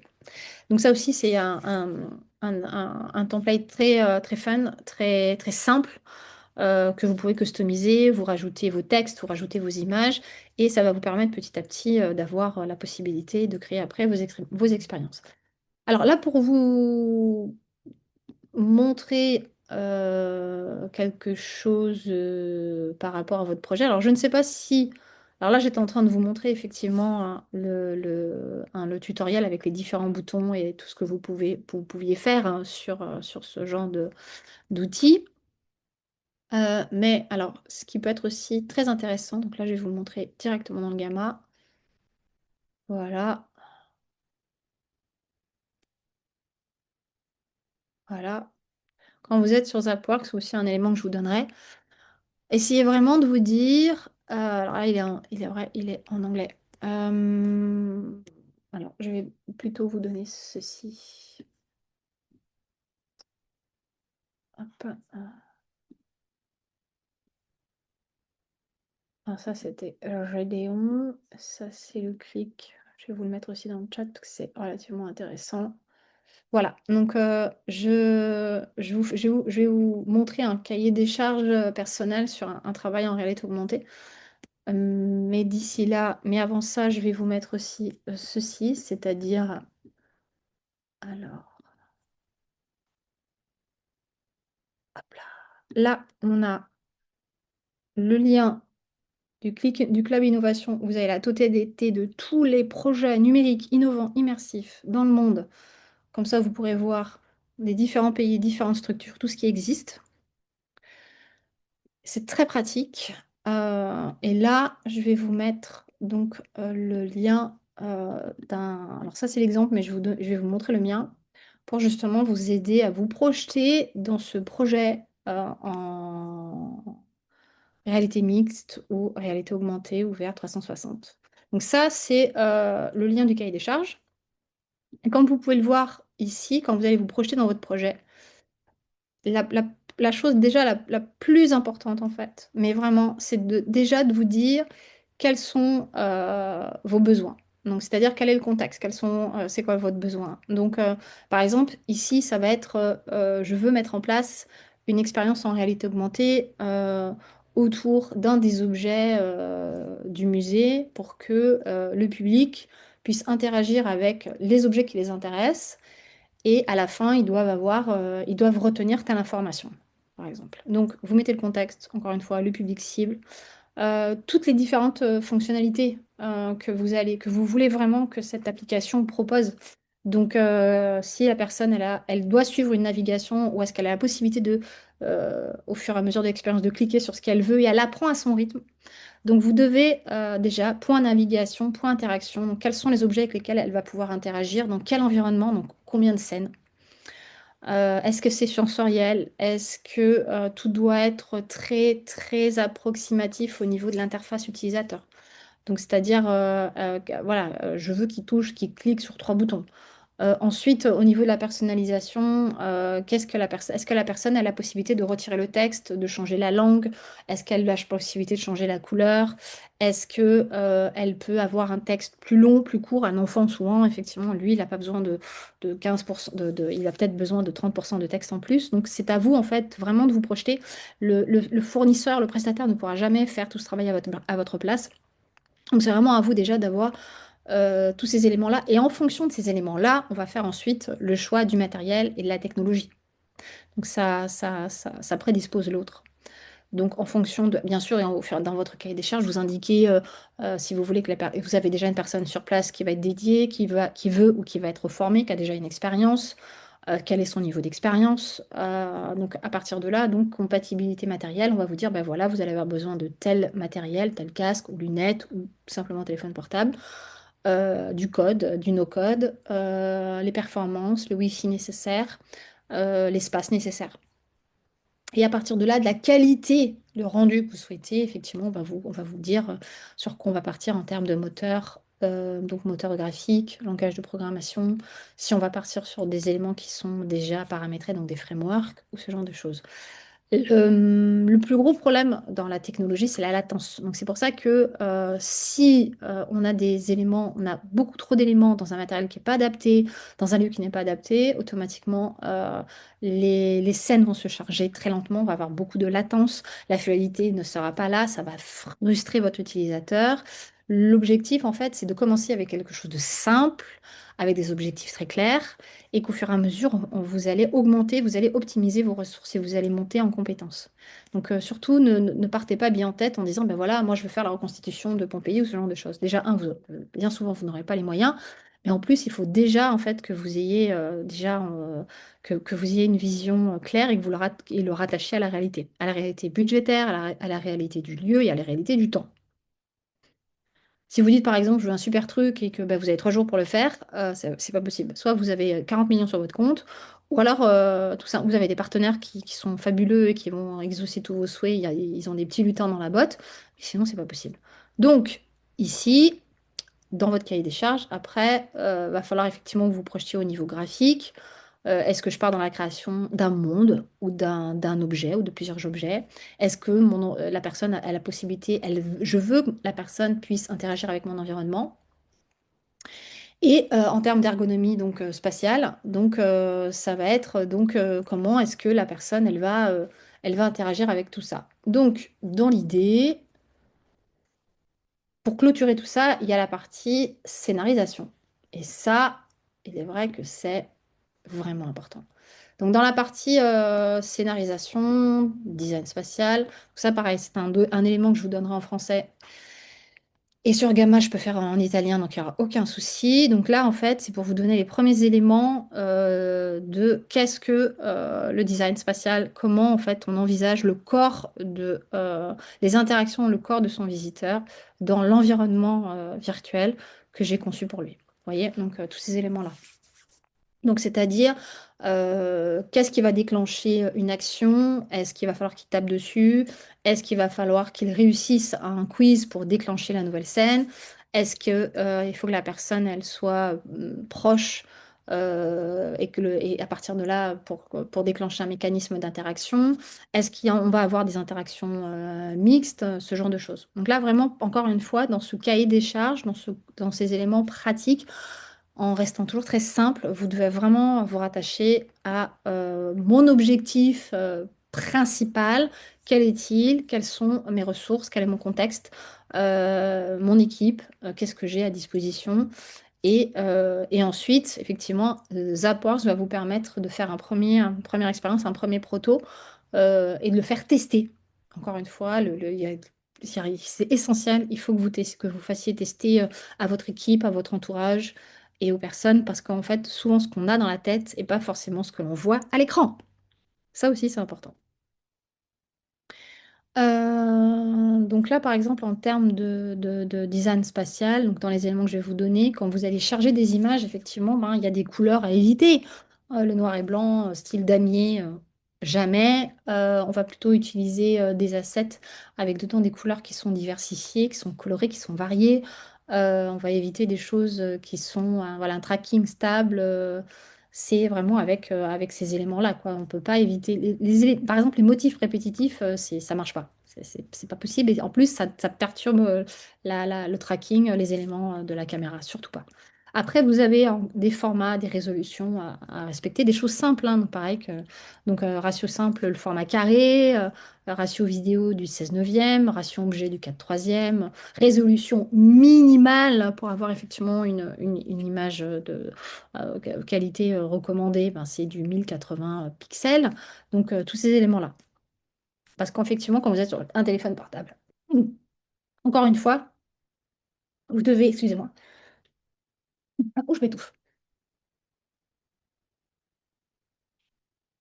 Vous devez absolument regarder votre téléphone, comment ça s'affiche, prendre en compte quels sont mes marqueurs, quels sont mes objets, ce genre de choses. Et là, vous allez me dire, ok, alors là, Olivia, je vois à peu près tous les éléments que tu vas nous laisser pour qu'après, on puisse faire une première expérience, un premier tuto. Tous ces éléments-là sont importants. Vous verrez, si vous les suivez pas à pas, il n'y aura aucun problème. Ça, ce sont les premiers éléments en design spatial. Là, c'est un premier cahier des charges sur lequel je vais travailler, effectivement, après la narration, la mission, les objectifs de mon expérience. Qu'est-ce que je veux que les gens fassent, comment, quoi, où. Ensuite, je vais rajouter la partie sécurité privée. Parce qu'effectivement, il va falloir faire en sorte que ce ne soit pas au niveau de la collecte minimale de données, notamment en Europe. Vous savez que il faut faire attention, choisir votre prestataire de vous proposer toute cette partie-là, un serveur de qualité pour récupérer les données, ce genre de choses. Et parce que vous avez la possibilité d'avoir les statistiques. Et à la fin, c'est très très important. Votre projet, il s'intègre dans une stratégie marketing et de communication. Et ça aussi, il va falloir le prendre en compte. Donc, pour le lancement et la promotion de votre projet, il va falloir effectivement faire en sorte que les campagnes, c'est pour ça qu'aussi de travailler avec Zapworks, ça peut être intéressant parce que vous pouvez continuer votre communication immersive au moyen de Zapworks en faisant du web AR. Et là, vous allez me dire, mais Olivia, web AR, machin et tout, comment ça marche? Alors, c'est très simple. Zapworks, en fait, quand vous travaillez sur vos expériences, il vous dit il peut embed, c'est-à-dire il peut encapsuler votre expérience dans le web. Donc là, par exemple, dans les tutos, alors les tutos, ils sont tout en bas, il y a marqué Help and Tutorials. Donc quand vous cliquez sur Embed into your website, vous voyez qu'il vous indique très simplement, et ça que j'aime beaucoup dans Zapworks, il va vous donner vraiment étape par étape tout ce que vous allez pouvoir faire, comment vous allez devoir le faire pour justement ensuite installer votre expérience dans ça peut être votre appli, ça peut être votre publicité que vous mettez dans un magazine, ça peut être votre affiche, ça peut être un objet avec du world tracking et ça peut être effectivement tout simplement une expérience que vous intégrez sur votre site en complément de votre projet immersif. Voilà, donc ça, c'est vrai que c'est quand même relativement pratique. Et encore une fois, vous voyez, vous avez la possibilité de le faire dans toutes les langues que vous voulez. Il n'y a aucun souci. Donc encore une fois, voilà. Tac, tac, tac. Traduction, voilà. Et je peux le faire sans problème. Hop là. Et c'est parti. Donc c'est vrai qu'à ce niveau-là, voilà, on est quand même relativement bien accompagné par Zapworks. Donc encore une fois, doc et tutoriel, tous les projets. Donc restez sur Zapworks Designer pour le début. Voilà. Et s'il y a des choses, choix d'headset, si vous êtes tenté par la 360, vous récupérez un template. Par la 3D, vous voyez. Alors ici, encore une fois, pour les éléments import 3D, donc ils vont vous donner le format. le poids, sourcing 3D Asset. Et ils vont vraiment vous accompagner, vous mettre des plateformes, même avec de la 3D que vous puissiez générer tout seul. Il suffira de vous créer un compte, hein, bien sûr. Mais voilà, vous voyez, vous avez vraiment tout est fait pour. Alors, je ne sais pas si... voilà. Donc, normalement, pour Zapworks, normalement, vous devez être... Alors, je vous fournirai aussi donc, le Zapworks Tutorial Creating, donc en français et en italien, que je chargerai sur la plateforme. Donc là, en fait, en plus du design spatial que je vous ai montré, ça va vous permettre donc choisir le template en fonction de vos objectifs, comprendre toute l'interface, vos besoins pour le tourisme, vos besoins pour la culture, comprendre la navigation et les différents éléments. VR 360, casque, réalité augmentée, tablette, lunettes et tablette. Vraiment, je pense qu'avec ça, ça peut vous faire déjà une belle expérience. Et ensuite, pour continuer à vous nourrir et à voir à peu près tout ce qui existe, quand vous allez sur le site du Clic, dont je vous ai partagé le lien que vous aurez aussi dans mes documents, là vous verrez que vous avez toutes les pratiques dans tous les musées du monde, donc dans tous les lieux culturels. Donc vous pourrez tester, voir les collègues belges, italiens, français, américains, grecs, tout ce qui se fait, les budgets, ce genre de choses. Donc c'est vraiment relativement pratique. Et donc là, je vais continuer avec ceci. Alors, je vais juste regarder mon zoom. Voilà. Est-ce que vous avez une question par rapport à ce que je vous ai montré? Est-ce que vous voyez bien la différence entre ces trois technologies? Est-ce que vous comprenez bien comment il faut appréhender un projet immersif dans le cahier des charges que je vous ai montré et le tuto que je vous ai montré? Alors, je vais regarder. Est-ce que déjà pour vous, c'est clair?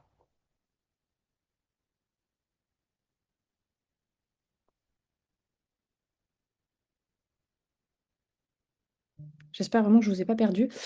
Alors, peut-on charger une vidéo 2D et la rendre 300? Eh non. Alors, alors, vous pouvez la charger, mais ça va être très limité. On ne peut pas transformer un format, par exemple. Ça, c'est très compliqué. C'est impossible. Donc, il faut que vous ayez du matériel qui capte en 360 et du format en 2D. Par contre, je sais que récemment, j'ai utilisé des outils. J'ai utilisé des outils. Il y a une plateforme, il y a une plateforme coréenne, une plateforme américaine où il y a des tests où justement on essaye de voir sur de la 2D et de la 3D. Donc faites-moi un petit message s'il y a des questions auxquelles j'ai pas pu répondre là maintenant, qui vous intéressent par la suite, n'hésitez pas à remonter les questions à Laetitia ou à la personne qui est connectée à l'atelier. Et si je vois qu'elle est performante, je vous enverrai le lien de cette plateforme. D'accord, Isabelle?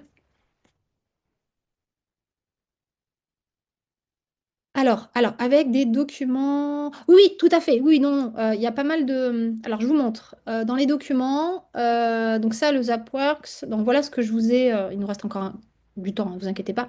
Donc, hop là. Donc, là, par exemple, ça ici.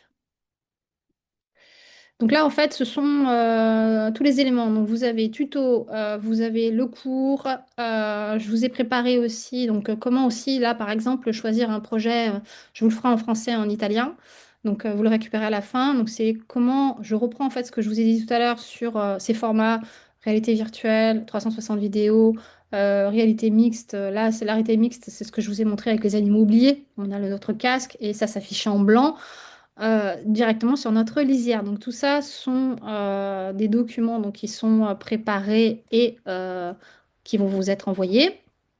Ensuite, dans les autres documents que j'ai, vous avez aussi, voilà, c'est ça. Donc là, je vais le charger là. Vous avez aussi des documents sur des exemples. Alors là, par exemple, je vous ai mis un exemple concret d'un projet en réalité augmentée sur lequel on a travaillé, qui s'appelle Carnet Magique. Et dedans, en fait, pareil, vous allez avoir tous les éléments. Pareil, je vous le ferai en français et en italien, parce que moi, j'ai beaucoup de... Je sais pas pourquoi, j'étais partie sur de l'anglais, mais voilà, comme ça, je le traduis, je le traduis dans la minute, ça, c'est pas un souci. Et dedans, ça reprend en fait toutes les questions auxquelles vous devez répondre pour justement ensuite mettre en place un projet, choisir la technologie, choisir le matériel et avoir le même niveau de communication que votre prestataire. Et ça, c'est vraiment important. Surtout ne pas laisser le prestataire choisir pour vous. Vous devez avoir une vision très claire de votre projet. Ça, c'est vital. Donc là, pour le cahier des charges que je vous ai montré, donc ça, c'est le support. Et je vous ai rajouté aussi, parce que j'avais fait une grosse veille en fait alors je reprends, j'avais fait donc une veille assez poussée avec tous les liens de tous les cas d'usage, parce qu'il y en avait quand même pas mal. Et justement, parce que je voulais quand même vous montrer, pour moi, tant qu'on n'a pas mis les mains dans le cambouis avec Zapworks, on a encore du mal à comprendre tout ce qui est possible et imaginable. Donc ça, c'est le document qui complète mon cours, où dedans, vous avez tous les liens, en fait, les liens sur lesquels je suis allée. Vous avez toutes les expériences, les études, les chiffres. Par exemple, là, Timescope, qui est un projet aussi que je trouve intéressant. Donc, 300, par exemple, ici, 300 ans d'histoire racontée de façon immersive aux visiteurs des JEP.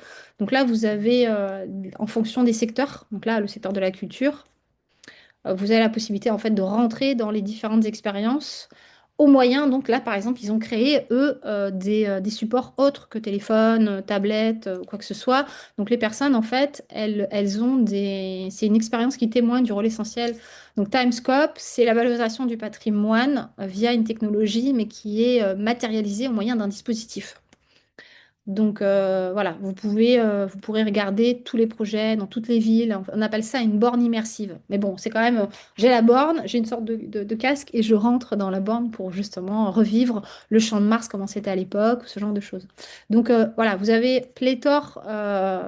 J'ai détaillé tous les cas d'usage sur lesquels, voilà, par exemple là, la chapelle Sixtine. Donc ça, voilà, je vous l'avais montré. Pompéi aussi, je vous l'avais montré. Vous avez Notre-Dame. Là, le matériel avec les prix, les tarifs, ce que vous pouvez faire, ce que vous ne pouvez pas faire.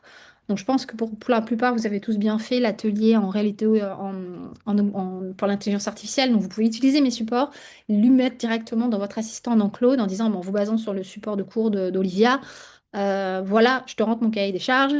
Est-ce qu'il manque quelque chose dans mon cahier des charges? Je te mets le cahier des charges exemple d'Olivia.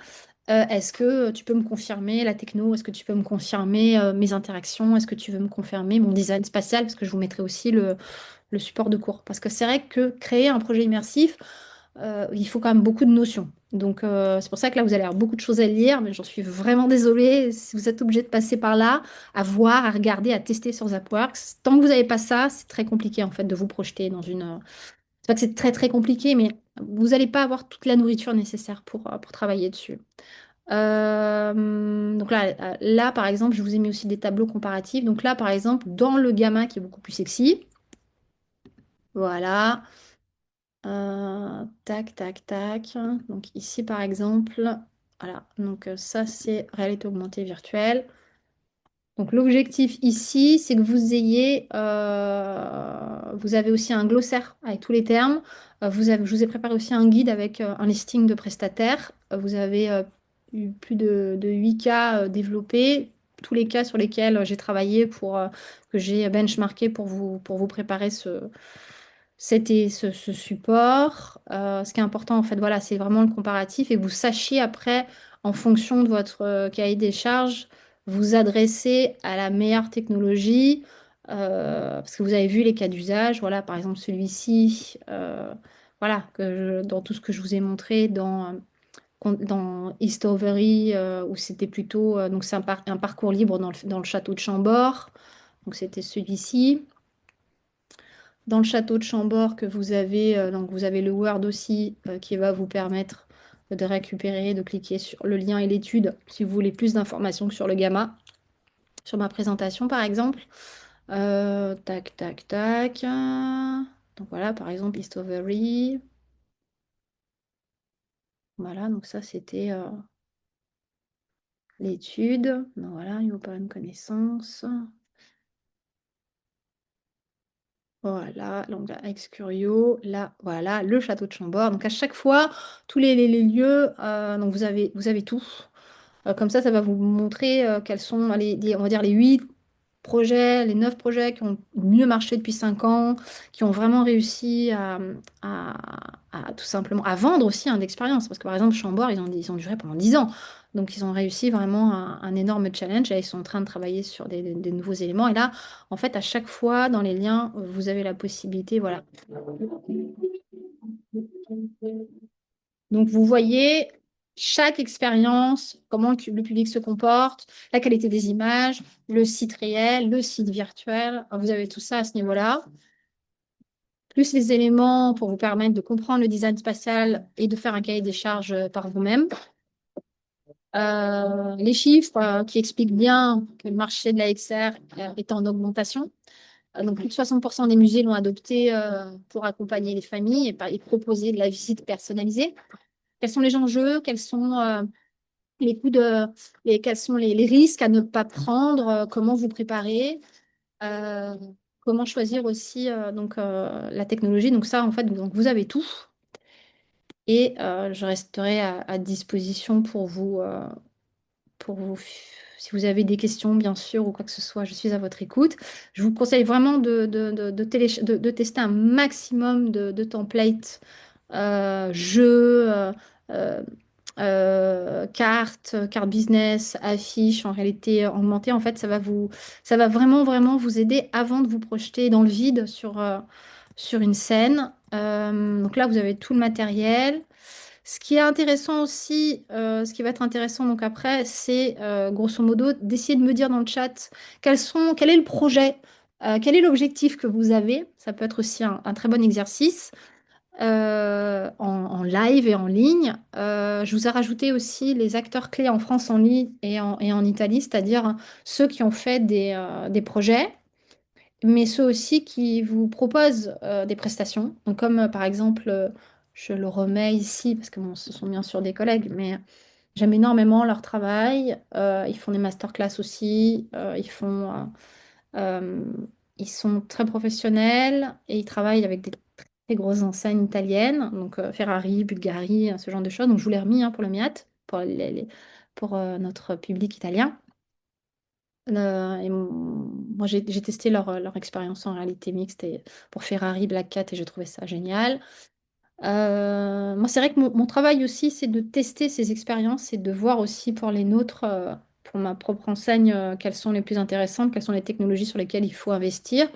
Mais avant ça, il y a un énorme travail effectivement de veille donc, que vous aurez là avec mon Word et de cours aussi parce qu'effectivement, il y a beaucoup, beaucoup de différentes notions qu'on nous clôturons avec un petit quiz pour voir si effectivement pour vous, tout est clair.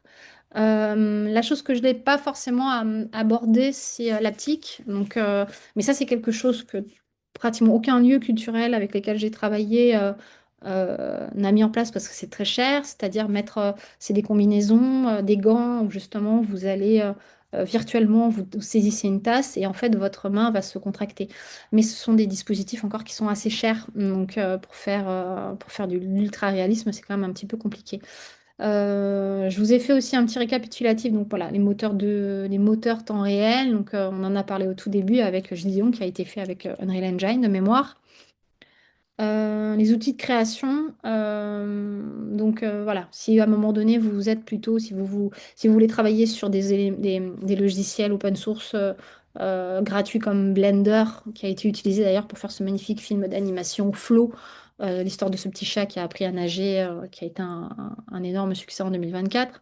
Donc c'est après, c'est à vous de voir si voilà, vous avez des personnes en interne qui ont des compétences. Si vous voulez, vous voulez effectivement travailler avec du no-code pour commencer, c'est ce que je vous conseille pour avoir une première expérience. Et puis, voilà, ce qui est vraiment important, c'est la technologie immersive. Pendant longtemps, beaucoup de personnes pensaient que c'était gadget, alors que pas du tout. Ça peut l'être si vous ne mettez pas de narration. C'est vraiment un énorme enjeu de raconter une histoire et de faire vivre une histoire. Je l'ai rajouté aussi dans mon support de cours design spatial pour que vous compreniez le fait d'avoir des éléments, des objets, par exemple comme le projet Gédéon ici. Alors là, par exemple, voilà. Donc, mon pays. Hop.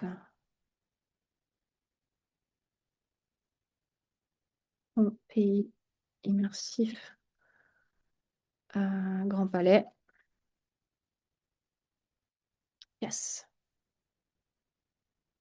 Voilà. Donc là, par exemple, ici, donc là, on a l'expo. Voilà. Donc là, comme vous pouvez le voir, en plus, c'est aussi assez incroyable dans le sens où, dans les différentes, des différentes expériences, donc les gens vont pouvoir, donc ça c'est une autre expérience immersive, mais les gens peuvent avec leur téléphone portable récupérer des morceaux, partager dans leur réseau, participer à votre communication. Donc ça, on le verra d'ailleurs avec le module numéro 4. De mémoire, voilà, donc ça reprend un peu plus ce que fait par exemple le Team Lab, qui est un collectif japonais incroyable. Ils sont les précurseurs en fait de. Je vous l'avais mis aussi, vous l'avez dans le chat, mais là, donc voilà, il y a Digital, les instituts français, vous avez la plupart, la totalité de toutes les expériences qui sont référencées. Vous pouvez voir, vous pouvez rentrer dedans, vous avez et les auteurs aussi, et l'équipe qui s'exprime. Et les différents, voilà, Gédéon Expérience. Euh, donc, voilà. Complexité, donc effectivement, voilà, la XR, ça reste, c'est pas juste, voilà, c'est pas un simple site internet, ça vit, faut le maintenir, il faut une équipe derrière qui présente au public, qui accompagne le public. Alors oui, quand vous mettez le casque, vous faites l'expérience, mais avant de le mettre et après, donc il y a quelqu'un qui est là pour pour tout récupérer le matériel, pour être sûr que tout va bien. Il faut que le matériel que vous ayez choisi soit confortable. Il faut que voilà, les interfaces soient adaptées à l'âge. Effectivement, je le redis, un enfant de 13 ans, de moins de 13 ans ne peut pas disposer, ne peut pas avoir une expérience avec un casque. Donc, il y a beaucoup de projets. En fait, on dit souvent que voilà, projet VR abandonné, faute de mise à jour, application AR supprimée après 2 ans, faute de budget. Donc ça, tout ça, vous devez vraiment le prendre en compte. Donc là, il nous reste. Je me remets sur le chat. Laetitia, t'es toujours là ou pas? Oui, oui, je suis toujours là. Voilà. Est-ce que vous avez déjà. Donc, est-ce que déjà dans l'idée, le Zapworks, les questions tout à l'heure, les questions, c'était essayer de choisir un template qui correspond le plus à un de vos objectifs. Donc, déjà, dans ce que je vous ai montré dans les templates, est-ce que vous avez réussi. Merci Claudine. Donc c'est surtout là, dans la boîte à outils, vous aurez tout pour vous déployer, parce qu'encore une fois, c'est quelque chose que je fais depuis des années avec des écoles, des marketing, conception, immersion. Il y a vraiment beaucoup, beaucoup d'éléments. Mais est-ce que dans les templates de Zapworks, est-ce que vous avez trouvé votre bonheur? Est-ce que vous avez trouvé quelque chose pour commencer à tester? Dites-moi.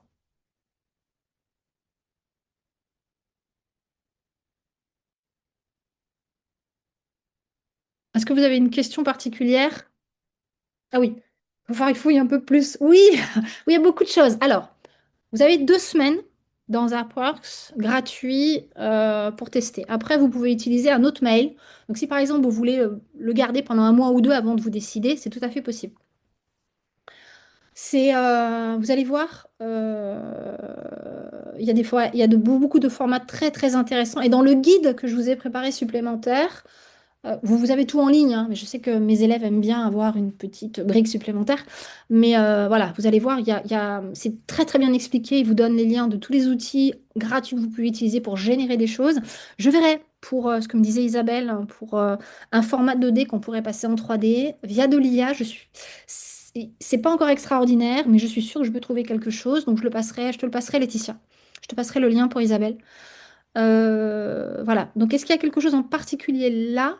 Le quiz, il fait 1 minute, hein, donc ce sera assez rapide. Mais déjà, est-ce que pour vous, ces différentes technologies, est-ce que c'est leur utilisation, leur utilité, l'impact sur votre équipe, est-ce que c'est un peu plus clair?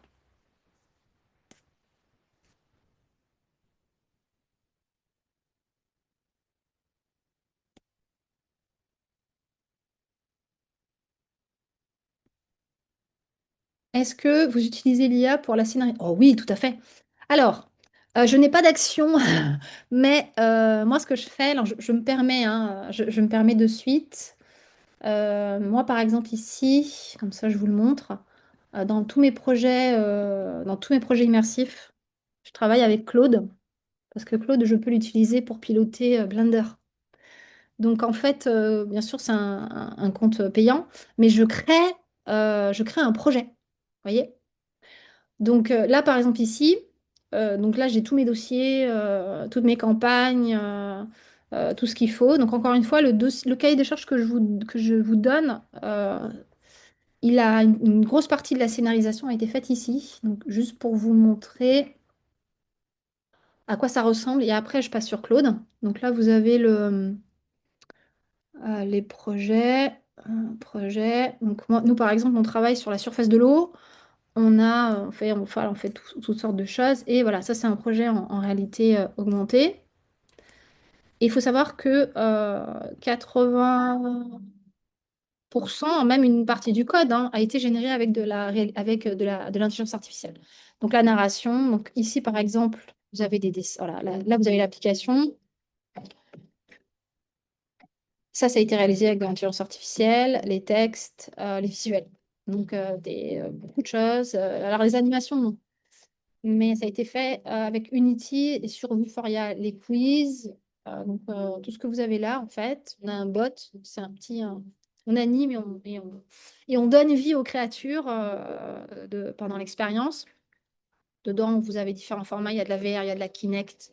C'est-à-dire que les enfants vont pouvoir jouer avec leur corps, à nettoyer les environnements des tortues, ce genre de choses. Et tout a été réalisé, une grosse partie, moi, en tant que storyteller immersif, effectivement, oui, je l'ai créé avec ça. Donc, j'ai créé un projet. Voilà, c'est ce que je vous expliquais tous. Alors là, on va se prendre 5 minutes.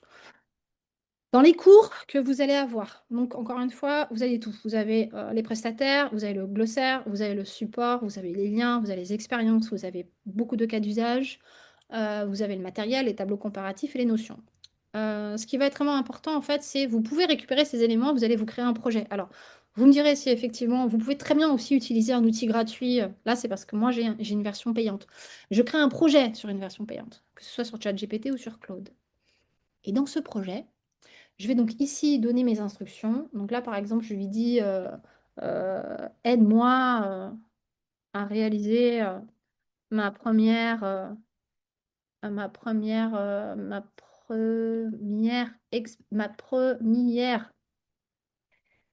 expérience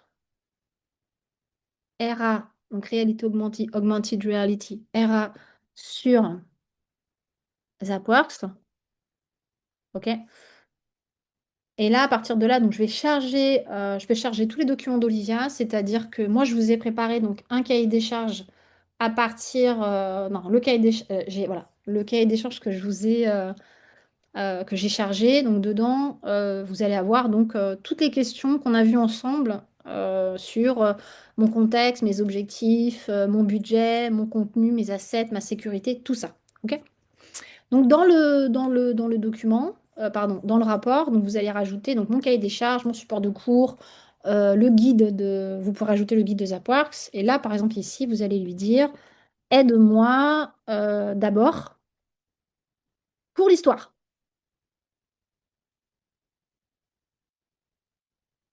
Donc pour l'histoire. Et par exemple, vous allez lui dire, c'est pour l'histoire, donc vous allez donner la cible, donc des enfants de 10 ans.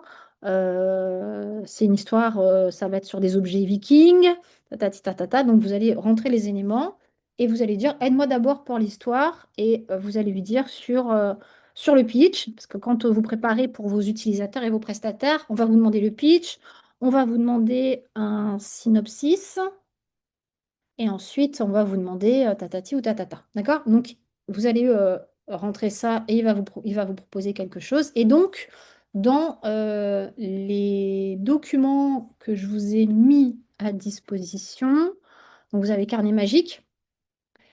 Et dedans, voilà, dans Carnet Magique, en fait, vous avez toute l'histoire. Vous savez, voilà, comment on doit créer une histoire dans l'immersif. C'est-à-dire que, voilà, vous avez votre introduction. Je vais mettre l'équipe qui va travailler dessus. Et là, par exemple, dans mon histoire, là, c'est pour le musée d'histoire naturelle de Nice. Donc, je vais mettre toutes les informations importantes pour l'équipe du musée qui doivent être encapsulées dans une histoire immersive. Et donc là, les documents que vous avez vont vous permettre, dans mon support, va vous permettre donc de réaliser exactement le même projet qu'on a fait pour le musée d'histoire naturelle de Nice, en vous aidant de l'intelligence artificielle. Alors dites-moi si j'ai été assez claire. Voilà, donc c'est vraiment le but. Vous allez pouvoir travailler avec tous les outils possibles. Donc voilà, donc c'est c'est un vrai projet sur lequel on a travaillé pendant 2 ans et vous avez le vrai cahier des charges pour vous donner une piste. Voilà, une bonne piste même. Avec grand plaisir.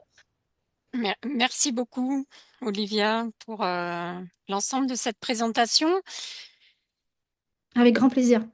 et la gestion aussi du chat en parallèle, ce qui est toujours pas évident, mais ce qui est très Oui, bien géré. voilà, Merci avec à grand plaisir. l'ensemble des participants. J'ai rappelé, j'ai fait un petit save de date pour le prochain module que tu animes aussi le mardi 10 février. Oui, Voilà, donc ça sera sur les technologies immersives et ok. dématérialisées. Oui, On va parler un peu vidéo mapping, hologramme, blockchain, NFT. J'ai tout tout à dit fait. ou...